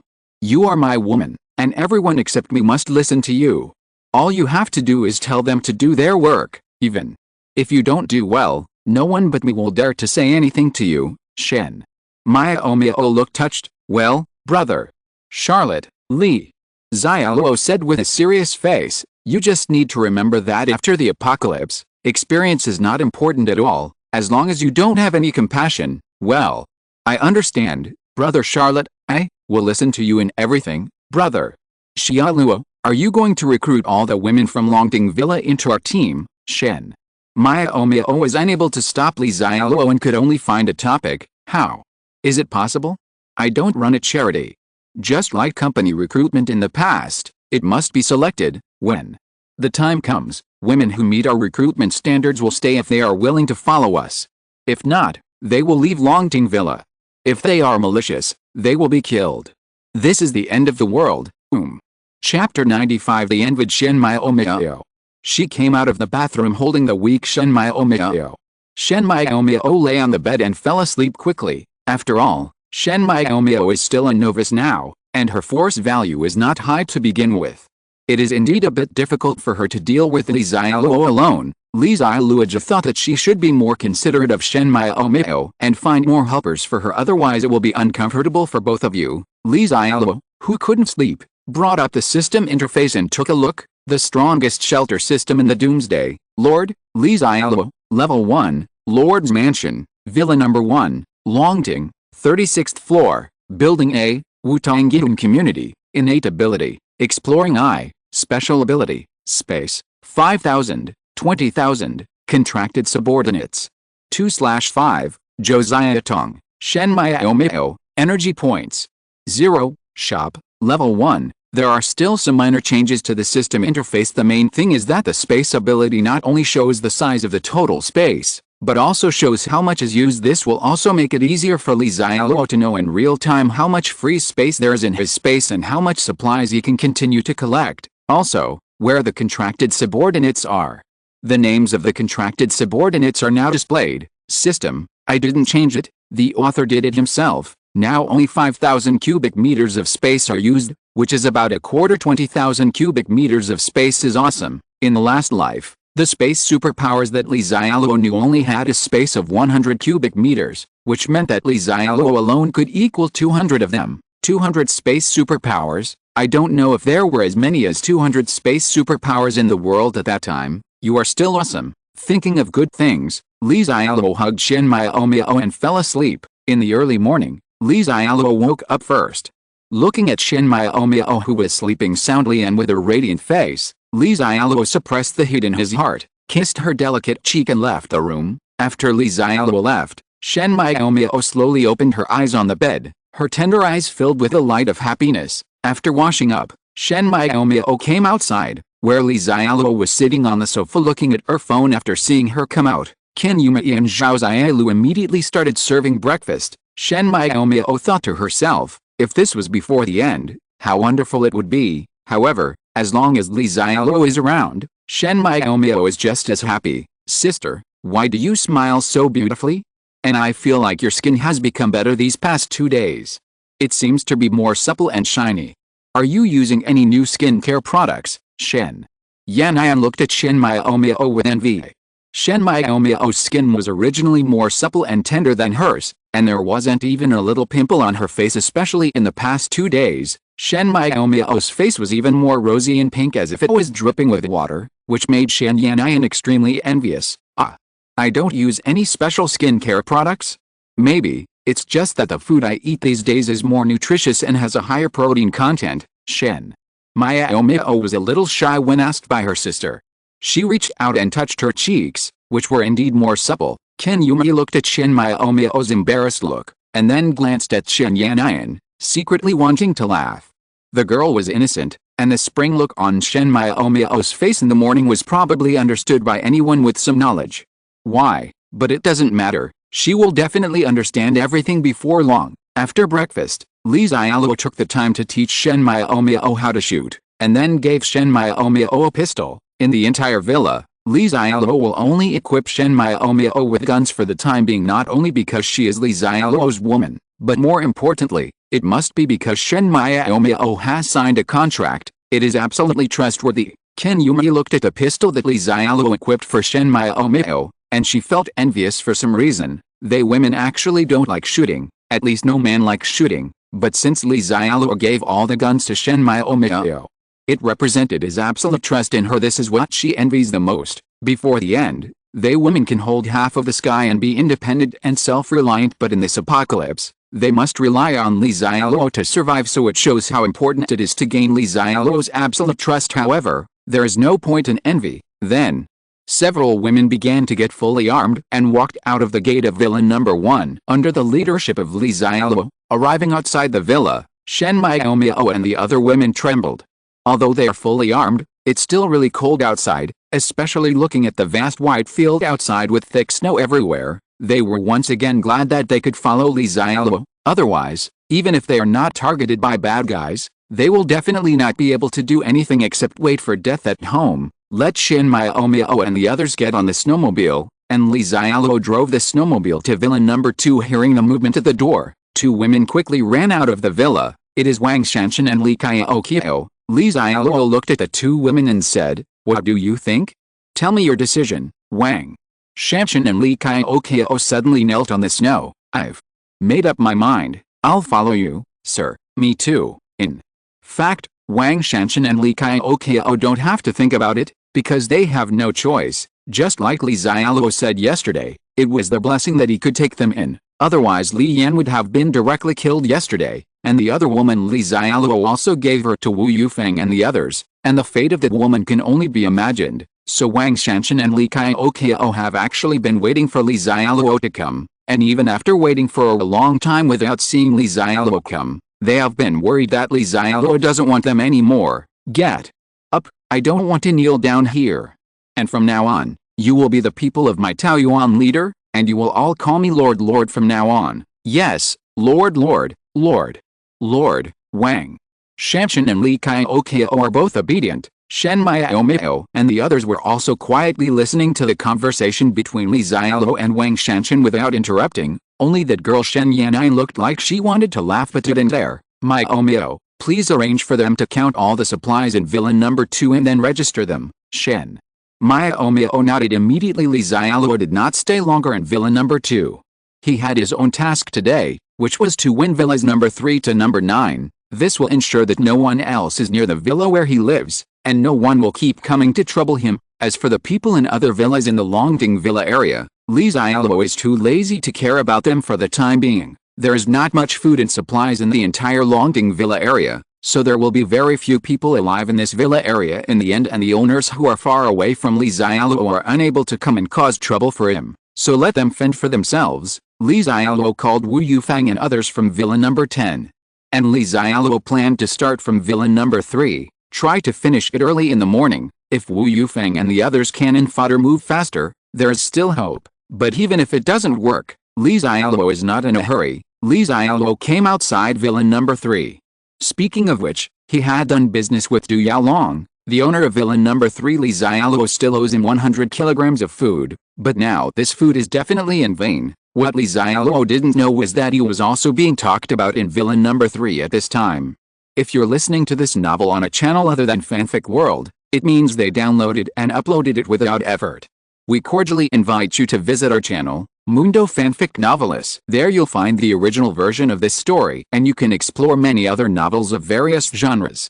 We're waiting for you to immerse yourself in a world of incredible novels. Chapter 96: The Real Doomsday of Villain Number 3. Inside Villain Number 3 at this time, Brother Chen, Brother Ping, give me some water. I'm really thirsty and can't stand it anymore. In the lobby on the first floor of Villain Number 3, a thin old man tied with a rope looked at a tall young man next to him drinking water. He licked his chapped lips and looked at the tall man with a flattering expression. The tied old man has not drunk water for almost a day. He is so thirsty. Snap! After the tall man heard what the tied old man said, he slapped the old man hard on the face. FK. You still think you are our boss? You can't even control your own wife? You promised to give it to us for fun, but now we can't even touch it. You still want to drink water? Now there's nothing left to drink for you. Stop hitting me. Stop hitting me. That BCH doesn't listen to me, and there's nothing I can do about it. The tied old man was so slapped that he was dizzy, and because of the previous injuries, his body was trembling, and he immediately begged for mercy. Old Lee, okay, don't beat him to death yet. I still want to ask him something. At this time, another man with short hair and a strong look spoke up. The old man who was tied up was none other than Du Yaolong, the owner of Villa Number 3. Li Xialuo still owed him 100 kilograms of food. The tall man next to him was named Li Wenjin, and the short-haired man was named Wei Jiping. They were both Du Yaolong's bodyguards before the end when the ice disaster first started. These two bodyguards were quite honest. But since yesterday, the food in Du Yaolong's villa is almost out, and there is simply not enough food for 5 people. That's right, There were 5 people in Du Yaolong's villa. In addition to Du Yaolong and the 2 male bodyguards, there were also his wife Xiaomin and a female bodyguard. After not having much food yesterday, Du Yaolong naturally gave only a small amount of food to the other 4 people. The 2 women in the villa didn't say anything. They had long thought that such a day would come, but Li Wenchen and Wei Jiping naturally stopped working. Now money has no effect. If Du Yaolong can't control their food and drink, then why should they follow Du Yaolong? So the 2 people had bad intentions. They took the opportunity to tie up Du Yaolong directly. After a mixed doubles match, they directly taught Du Yaolong how to behave in this situation. Du Yaolong was also very sensible and expressed his willingness to donate all his food for free, as well as his wife and the female bodyguard. Before the end, Du Yaolong's greatest pleasure was to show off his beautiful wife who had only been married for a year. But if anyone has bad thoughts about his wife, he will immediately fall out with him. Although he himself was helpless, he did not want to let others cultivate his own land. But after being tortured by Li Wenchen and Wei Jiping, he didn't care about his wife. She was a name only, so if she was ruined, it would be ruined. He really doesn't want to be tortured anymore, and in this kind of weather, the 2 of them can't do anything too extreme, right? However, although Xiaomin is Du Yaolong's wife, she is not his slave. Xiaomin will naturally not agree to giving her away. Xiaomin's female bodyguard is naturally on Xiaomin's side, and that female bodyguard is very powerful. She can fight very well. Xiaomin and the female bodyguard didn't listen to Du Yaolong, and Li Wenchen and Wei Jiping couldn't do anything to them because the 2 of them together, I don't know if they can defeat the female bodyguard. It is most likely that both of them will lose. This was also the beginning. Li Wenchen and Wei Jiping did not choose to use force against Xiaomin and the others. It was because he wanted to use Du Yaolong to force Xiaomin and the others to submit obediently. It's a pity that these 2 didn't listen to the boss. Let them be excited yesterday. The reason why Wei Jiping stopped Li Wenchen from beating Du Yaolong to death was because they really needed food now. Otherwise, even if Xiaomin is willing to compromise and follow them, they may not live to enjoy it. Boss, you said yesterday that the owner of Villa Number 1 promised to give you 100 kilograms of food. Is that true, Wei? Jiping walked to Du Yaolong and said very politely, but only Du Yaolong knew that Wei Jiping, who seemed polite, was even more perverted and cruel than Li Wenchen. He was tortured to death yesterday. Otherwise, he is still a pre-apocalyptic boss-level figure. How could he easily surrender to low-level people like them? Really, Brother Ping, I didn't lie to you. If you don't believe me, you can check my phone. There are chat records on it. That? Li Xialuo said that as long as it is confirmed that Zhao Dezhu has a gun, I can send someone to Villa Number 1 to get food. There was obviously gunshots outside yesterday. FK, then quickly asked Li Xiaoluo when he will give us those 100 kilograms of food. Li Wenchen on the side is very impatient. When he heard about 100 kilograms of food, he immediately became excited. Now every grain of rice is very precious, but Wei Jiping looked at Li Wenchen and slowly said, Lao Li, you are stupid, even. If that Li Charlotte is really willing to give us 100 kilograms of food, but who knows when this disaster will end? How long can we hold on with that little food? And since that Li Charlotte can give others 100 kilograms of food, it proves that he must have it more food. What do you think we should do? Li Wenchen immediately looked at Wei Jiping and smiled. FK, your kid's brain is so fast. You must have snatched all his food away. However, I'm afraid that Li Xiaoluo will be difficult to deal with. Wei Jiping nodded, agreeing with Li Wenchen's words. Indeed, that Li Xiaoluo may not be an easy person, otherwise he would not know that Zhao Dezhu has a gun, and still choose to fight with that Zhao Dezhu. That's why I stopped you from killing our good boss first. Let him contact that Li Xiaoluo to ask about the situation. Then we will act on our own initiative. If Li Xiaoluo and that Zhao Dezhu are both in trouble, then let the boss find an excuse to take us there, and then do his best. If Li Xiaoluo is fine, then we only need the 100 kilograms of food first. Hey, that's okay. Li Wenchen has no objection to Wei Jiping's plan. He doesn't like to use his brain in the first place. All he wants now is to get food to survive and then take care of the woman upstairs. Young man, as long as we have plenty of food, those 2B upstairs will still be pretentious. Then I will definitely let that BCH Lin Mengxin kneel under my crotch and sing Conquest. Lin Mengxin was the name of the female bodyguard next to the hostess Zhao Minimum. Li Wenchen and Wei Jiping had discussed it before. Du Yaolong's wife Xiaomin belonged to Wei Jiping, and Lin Mengxian belonged to Li Wenchen. There is no difference between the two of them regarding the allocation of the two women upstairs. It's not that Lin Mengxian is more beautiful than Zhao Min, but before the end, Li Wenchen expressed his affection to Lin Mengxian, but Lin Mengxian didn't like him at all. As a result, Li Wenchen was obsessed with the idea that he must let Lin Mengxian kneel in front of him and sing conquer before Wei Jiping's death. He was amazed by Zhao Min and had been dreaming about it one day. Don't worry, Lin Mengxian's skills are indeed better than ours. In order to prevent anyone from plotting against his wife, our boss spent a lot of money to hire a female master, but so what? As long as we have a lot of food, they can still be chaste maidens, even if they want to. I won't give them a chance. If they stay hungry upstairs for another day or two, I'm afraid they won't even have the strength to walk. Then why don't we just do whatever we want? Wei Jiping and Li Wenchen looked at each other and smiled, feeling that a better life was already waving to them. Chapter 97. The real estate certificate. Before the doomsday is of no use to Li Xiaoluo. What the hell? Why doesn't Li Xiaoluo reply to messages? Will Li Xiaoluo be killed by Zhao Dezhu, or is he simply a deceiver? He didn't even think about giving him 100 kilograms of food. In the living room on the first floor of Villa Number 3, Li Wenchen's violent roars could be heard from time to time. It turned out that Wei Jiping and Li Wenchen took Du Yaolong's mobile phone and imitated Du Yaolong's tone of voice and sent dozens of messages to Li Xiaoluo, but they all fell into disgrace and didn't get any response. Wei Jiping and Li Wenchen were both dumbfounded, now let alone go and rob Li Xiaoluo's food after figuring out the situation. Maybe even the reward for the 100 kilograms of food was a lie. What about trust between people? These rich people are indeed not good people. Not knowing the situation on Li Xiaoluo's side, Wei Jiping and Li Wenchen really didn't dare to call directly for no other reason. Everyone is afraid of death. The villain is even more afraid of death after gaining power. They endured it until yesterday before choosing to go dark. Although they have trampled under their feet the boss who used to treat them badly, they still haven't got the woman they have been longing for. Neither of them wanted to take too big a risk. They haven't enjoyed life in this apocalypse yet. FK, if only I could conquer Lin Mengxian. With her here, and with the strength of the three of us, there is no need to cause so much trouble.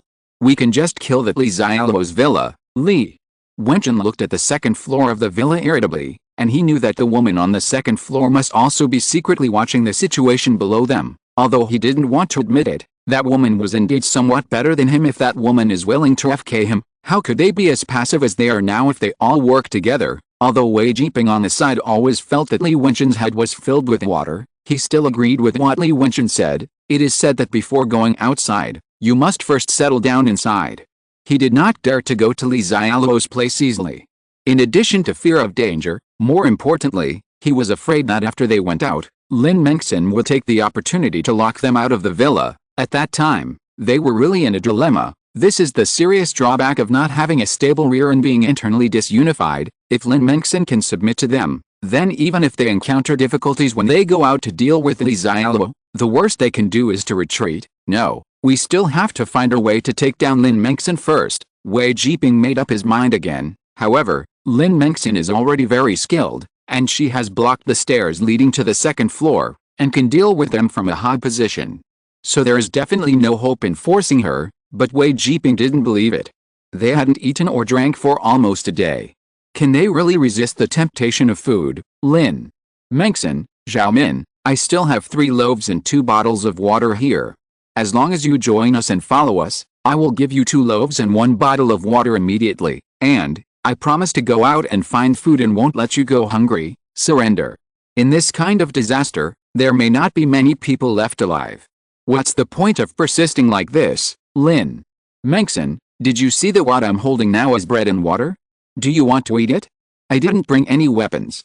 You asked me to go upstairs. Wei Jiping held bread and water in his hands, and then slowly walked towards the stairs on the second floor. They have actually done this behavior several times, but every time it fails. However, Wei Jiping made an excuse for Lin Mengxian and the others. They were still unwilling to compromise before. It must be because they were not hungry enough. In those doomsday movies I used to watch, everyone would sacrifice their body for a bite to eat, betray their teammates, kneel down and lick the enemy's shoes. Why did things become different when we came to them? Bang! Suddenly a picture frame fell from the second floor. Fortunately, Wei Jiping got out of the way in time and was not hit, but Wei Jiping's face looked ugly, because he knew that this was the attitude of the two women upstairs, and they were still stubborn. FK, BCH. Since they won't eat, we'll eat all the food. At this time, two women were talking on the second floor. It was Xiaomin and Lin Mengxin. Mengxin, you can leave while you still have the strength. Otherwise, if we are hungry for another day or two, we will definitely fall into their hands. You don't have to protect me anymore. Under the current circumstances, our employment relationship has actually ceased to exist. Actually, I'm really grateful to you. You protected me many times before the apocalypse. You had the opportunity to leave after the apocalypse, and you didn't have to be angry with Du Yaolong and the two bodyguards. But it was all because of protecting me. I've been stuck here forever, madam, I said. You gave me 3 years of employment fees at one time, then I will be yours for these 3 years. It will not change because of anything. Unless I die, no one can harm you. If there is one thing that Du Yaolong regrets the most, it is that he gave Xiaomin money to choose a female bodyguard. In the end, the female bodyguard didn't listen to him, but only listened to Xiaomin, and she was even more loyal to Xiaomin. The most fortunate thing for Xiaomin may be that she found Lin Mengxin as her bodyguard. Otherwise, she doesn't know how many times something will happen to her before the end of the world, and she doesn't know what tragic encounters she will have after the end of the world. When Xiaomin saw that Lin Mengxin was in urgent need of money, she thought of some of her own experiences. So not only did she hire Lin Mengxin at a high price, but she also paid her 3 years' salary in one lump sum. Anyway, it was Du Yaolong's money that was spent. She doesn't feel bad, but Xiaomin never thought that one of his unintentional actions would make Lin Mengxin pay so much for her. Sometimes she even felt that it wasn't Lin Mengxin who owed her a favor, but that she owed Lin Mengxin too much favor. However, I may never have the chance to pay it back in this life. She is so thirsty and hungry. Xiaomin could feel the weakness of his body. Everyone in Villa 3, listen, you have been surrounded. Open the door and surrender. Captain, why do these words sound so familiar? Get out of here. Be serious. I'm trying to persuade the enemy to surrender. Outside Villa number 3, a loudspeaker suddenly sounded. It was Li Xiaoluo who brought Wu Yufang and the others to take over Villa number 3. Li Xiaoluo still doesn't know what happened in Villa number 3, but it doesn't matter. Even if he knows, what happens to the owners of these villas has nothing to do with him, and he doesn't care who are the bad guys and the good guys. In Li Xiaoluo's eyes, there are only two kinds of people: those who are qualified to stay and follow him, and those who need to get out of his territory. Don't say that this is their home. Why should they get out? Who'll reason with you in the end? Their real estate certificate before the end of time is of no use to Li Xiaoluo. Chapter 98. Lin Mengxin and Xiaomin. Li Xiaoluo captured Villa number 3 very quickly this time. After Wu Yufang used the loudspeaker to persuade him to surrender, Li Xiaoluo fired another shot. The clear gunshot was very loud in this silent snowy day. Before the 10-second countdown ended, the door of the villa was suddenly opened. Wei Jiping and Li Wenchen surrendered with their hands raised high. In fact, Li Wenchen didn't want to surrender because he felt aggrieved. They haven't been the masters of the country for a day, and now they have to rely on others again, and once they surrender, the two women upstairs will definitely have nothing to do with them. However, Wei Jiping assessed the situation more carefully. He felt that he was smart and had good skills. Even if he surrendered, he might still be reused. Moreover, they are almost out of food now, and women have no way to get it. They are already at the end of their rope. If there is still a lot of food in their villa and Xiaomin is already his woman, then Wei Jiping will definitely be reluctant to surrender. But now they have nothing. Why don't they surrender? The most important thing is that no matter how good your kung fu is, it is still no match for a bullet. If one doesn't work, then get two. Wei Jiping is not so stubborn that he is not afraid of bullets. After Wu Yufang and others rushed into the villa, they immediately tied up Wei Jiping and Li Wenchen, who had surrendered. After Li Xiaoluo came in, he looked at the three people who were tied up.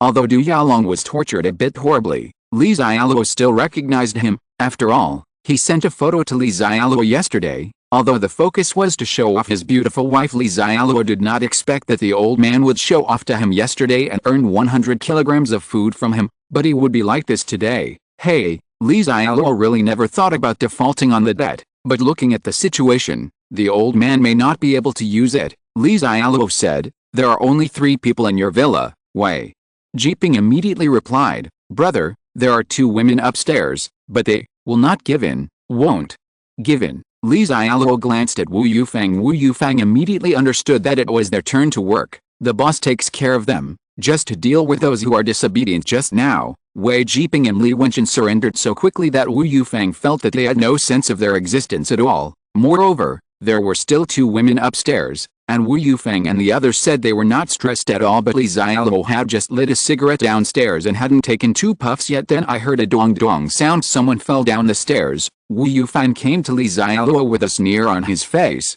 "Boss, there's a girl upstairs who is too fierce. We can't defeat her without guns." Wei Jiping, who was tied up next to him, immediately said flatteringly, "Brother, the woman upstairs who is very good at fighting is called Lin Mengxin. It is said that she is retired from the special forces. She is very skilled. Dozens of ordinary men may not be her opponent. Even professional bodyguards like us, I think. We have to deal with her together, brother. My brother and I are pretty good at it. We can also follow your men to deal with that BCH. We can definitely take her down." Li Xiaoluo ignored Wei Jiping, who was eager to show off, but he was a little interested in Lin Mengxin upstairs. Wu Yufeng and the others are temporary cannon fodder, and they will have their own place to go after expiration, and Shen Miao and the others have not grown up yet.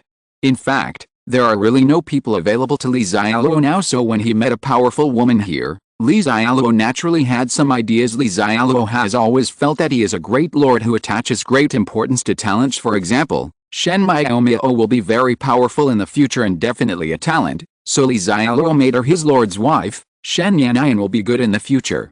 She is a planting talent. Her special abilities will be able to support many people in the future.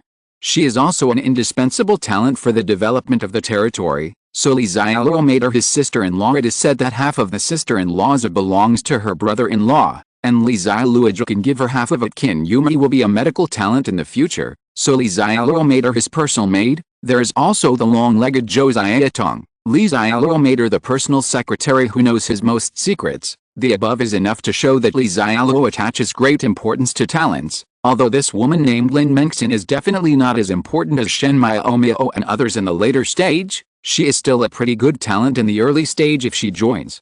Not only Wu Yufeng and the others cannon fodder can be offline early, she can also be asked to train some female soldiers, so Li Xiaoluo doesn't have to worry about the training herself, so this Lin Mengxin can be one.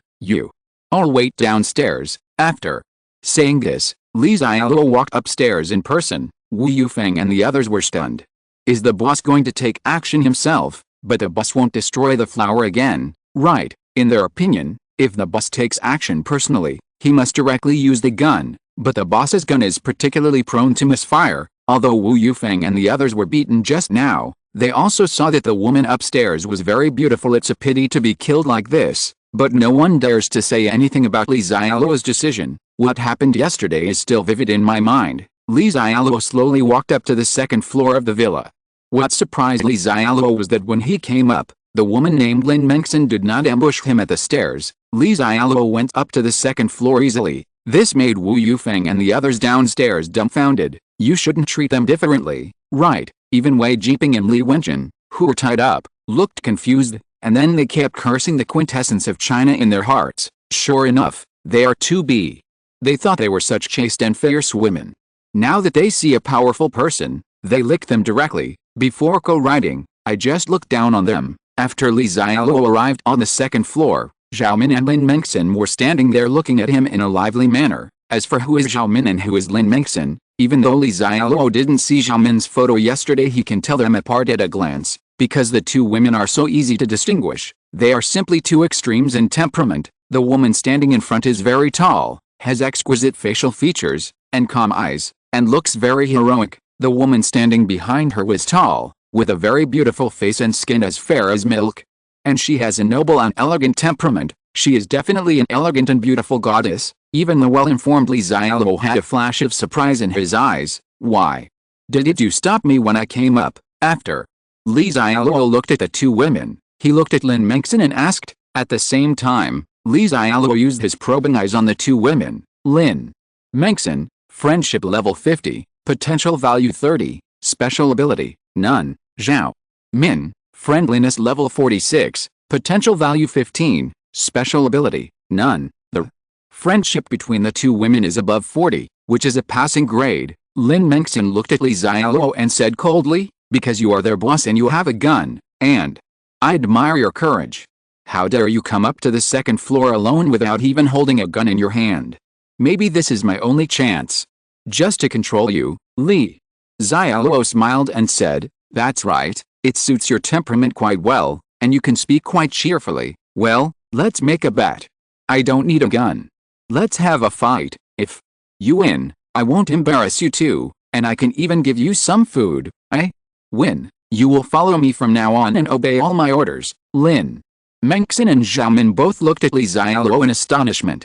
They had thought about what Li Xiaoluo would say and do when he came up, but they had thought about every situation, but they never thought that Li Xiaoluo would challenge Lin Mengxin to a duel, and no gun required. Even Lin Mengxin, who had always had a cold face, had a flash of joy in her eyes. She was good at a one-on-one challenge. Chapter 99, asking Li Xiaoluo for help with his wife. Bang! With a loud noise, Lin Mengxin was punched by Li Xiaoluo and flew 10 meters away. Fortunately, she finally landed on the sofa. The competition between two people ends as quickly as it begins. Li Xiaoluo only used one move to knock Lin Mengxin away. In fact, it's also to blame that Lin Mengxin knew so little about Li Xiaoluo and chose to confront Li Xiaoluo head-on. But her current body is already a bit weak, and Li Xiaoluo, let's put it this way, is no longer considered a normal person.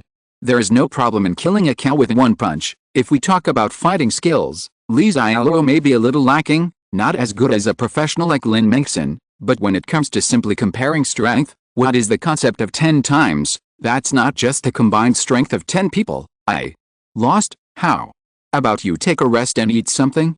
I'll give you another chance, Li Xiaoluo said hypocritically. System. Prompt. Lin Mengxin recognizes the host's strength. Her friendliness is +10, and her current friendliness towards the host is 60. Li Xiaoluo, good on you, Lin Mengxin. I didn't expect you to have a hobby of being beaten.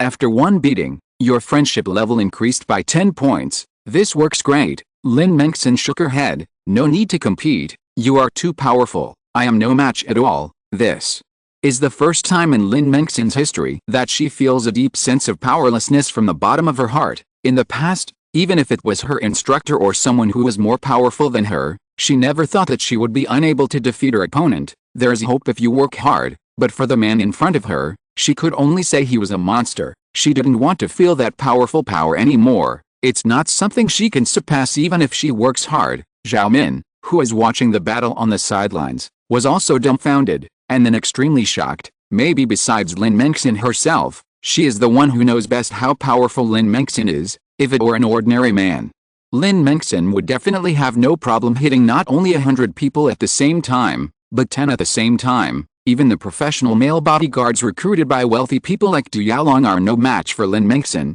but in front of Li Xiaoluo, he only used one move. Lin Mengxin lost, and it was Lin Mengxin who took the initiative to admit defeat.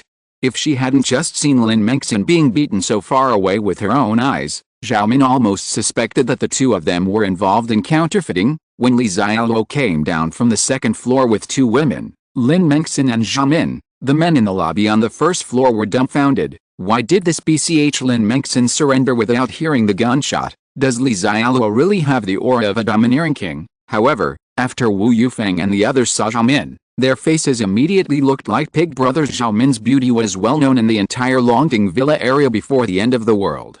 People like them had often fantasized about this noble and beautiful lady. It's a pity that before the end of the world, they were just people who couldn't get on the stage, and they didn't even have the chance to come into contact with Xiaomin. But now, Wu Yufeng and the others feel in their hearts that they are the confidants of the boss Li Xiaoluo, so they should be valued more than women like them who joined later. Maybe if they perform well, they will have a chance to make their dreams come true. Li Xiaoluo, you are Li Xiaoluo, right? As soon as Li Xiaoluo came down, the weak Du Yaolong beside him suddenly regained his energy. Du Yaolong originally didn't know who Li Xiaoluo's group was, but he heard it from the conversation between Wu Yufeng and his men after Li Xiaoluo went upstairs just now. Du Yaolong did not expect that the person who led people to attack his villa this time was actually Li Xiaoluo, who had had to deal with him if he hadn't been betrayed by the two bodyguards, Wei Jiping and Li Wenjin. Du Yaolong would definitely be very angry now because what Li Xiaoluo did was really a bit unscrupulous,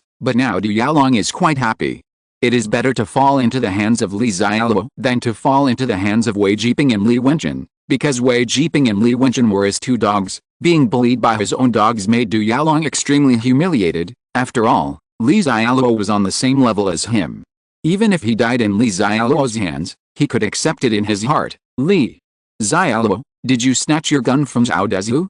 This is the information I provided you, but it's because you are so powerful that you were able to defeat Zhao Dezu and recruit all his men. Li Xiaoluo, since I provided you with valuable information before, and I don't want the 100 kilograms of food you owe me, can you do me a favor? Du Yaolong spoke weakly, but his eyes were very firm. Li Xiaoluo said, you want me to let you go? Du Yaolong shook his head. No, look at what I look like now. Even if you let me go, I won't be able to survive. I didn't expect that this old man was quite self-aware and thought very openly. Then, what do you want me to do for you?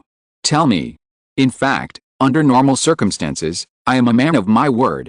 I can give you the 100 kilograms of food I owe you now. Anyway, if I give it to you, it will be yours again. Du Yaolong shook his head quickly. I don't want you to return the food. I want to use this food to buy the lives of those two rebels. I was tortured like this by them. It's best to torture them to death. Hearing Du Yaolong's words, Li Xiaoluo had not yet reacted, but Wei Jiping and Li Wenjun beside him became anxious. Brother Luo, we surrendered to you on our own initiative. We will definitely be your most loyal dogs in the future. I will do whatever you ask us to do. The General in Lord Number 36 sneezed. Why does he always feel like someone is trying to take his position? Old guy, you haven't been taught enough lessons yet, and you still dare to sow discord. Du Yaolong didn't pay attention to Wei Jiping and Li Wenjun's anger. He knew that everything now depends on Li Xiaoluo's decision. No matter how Wei Jiping and Li Wenjun threaten him now, they are just talking. However, seeing that Li Xiaoluo had no expression on his face and had no intention of nodding in agreement, Du Yaolong also knew that the fact that he was talking about friendship and the 100 kilograms of food just now had no attraction for Li Xiaoluo at all. But as a dying man, what else could he have of value? Suddenly, Du Yaolong saw Xiaomin, who was tall, beautiful and elegant. In fact, although Xiaomin was very beautiful before marrying him, she did not have the aristocratic temperament she has now. This is all a result of his training. After all, he married Xiaomin just to earn face. Li Xiaoluo, she is my wife Xiaomin. No matter what happens now, we still have a marriage certificate. As long as you agree to my conditions and kill those two rebels, I will give Xiaomin to you. Make a deal. Li Xiaoluo said slowly. In fact, there is no need for Du Yaolong to say that Wei Jiping and Li Wenjun would have been dead. Li Xiaoluo doesn't need too much cannon fodder now. It's just a waste of food. The reason why he didn't respond to Du Yaolong was because he wanted to kill those two people. But there is still a difference between agreeing to Du Yaolong's request and killing him again. He is not the BD of the wishing fountain. Anyone can make a wish, but Du Yaolong is now willing to use his wife as payment, which is really sincere. Li Xiaoluo is a soft-hearted person sometimes. I reluctantly nodded in agreement. Chapter 100 Food. Wu Yufang, follow Mr. Du's advice and see how he wants those two people to die. You must try your best to fulfill the old man's request. Since he agreed to Du Yaolong, Li Xiaoluo did not hesitate. Li Xiaoluo gave orders to Wu Yufang and his subordinates. There is no need for Li Xiaoluo to do such a thing himself anyway. This is the advantage of having a few cannon fodders. It's quite good to do chores. Okay, boss. Wu Yufang quickly nodded and bowed and replied, anyway, he is the boss's most loyal dog. He will do whatever the boss asks him to do. Those two bodyguards looked like they were not good people at first sight. They didn't even follow the boss, but they wanted to take his place as a loyal dog. Damn it. And the extremely beautiful Xiaomin next to her had a blush flashing across her face, and she felt very uneasy in her heart. Li Xiaoluo had not agreed to Du Yaolong before, but when he heard that Du Yaolong wanted to give her to him, he immediately agreed. Sima Zhao's heart is known to everyone on the road. In the past, with Mengxin here, even if a man had unwanted thoughts about her, she felt very at ease. But now, Lin Mengxin was defeated with one move in front of Li Xiaoluo. There is simply no ability to protect her anymore, so Xiaomin's heart is very confused now. They had lost the bet and had become Li Xiaoluo's subordinates. From now on, they would have to listen to him in everything. Now it was given to Li Xiaoluo by Du Yaolong in name. Even if she wanted to resist in the future, it seemed that Li Xiaoluo was on her side. Just when Zhao Min was thinking wildly, Wu Yufang had already taken action, and then Wei Jiping and Li Wenchen began to beg Li Xiaoluo for mercy. Wei Jiping, Boss Li Xiaoluo, we are very skilled and useful to you, don't kill us. Li Wenchen, Li Xiaoluo, you don't deserve to die. Well, we all surrendered, and you still treat us like this. Soon, the screams of Wei Jiping and Li Wenchen could be heard in the villa. The client, Diaolong, looked on with his eyes shining and a look of satisfaction on his face. He never thought that he could take revenge before he died.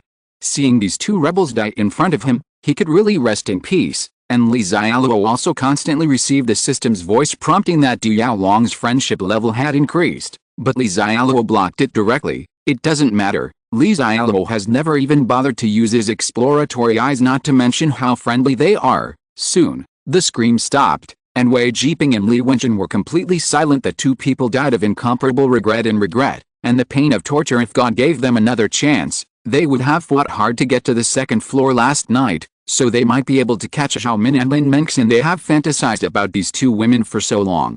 As long as they can play with each other once, even if they are really dead now, they will have no regrets. If they were given another chance, they would definitely not spare Diaolong's breath and torture him to death. As long as this old guy dies, no one will ask Li Xiaoluo to kill them. They really regret it. Even if they were given another chance, they would not open the door of the villa and surrender. Even if Li Xiaoluo had a gun, it would not be easy for Li Xiaoluo to break into the villa.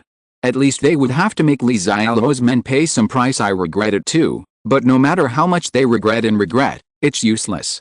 There is no regret medicine in the world, and there is no way to turn back time, not even the superpowers who appear later. After Wei Jiping and Li Wenchen died, Diaolong raised his head and glanced at the beautiful Zhao Min, with a complicated look in his eyes, and then breathed his last. Looking at the dead Diaolong, Zhao Min felt relieved suddenly for some reason. Maybe the shackles that have been weighing on her heart are finally gone. Zhao Min, who breathed a sigh of relief, suddenly felt his legs weaken and his body was about to fall to the ground. Fortunately, Lin Mengxin on the side had quick eyesight and quick hands, and immediately supported Zhao Min, preventing her from falling. In fact, in the past, Diaolong was able to persist until the disaster was over in order to save food as much as possible.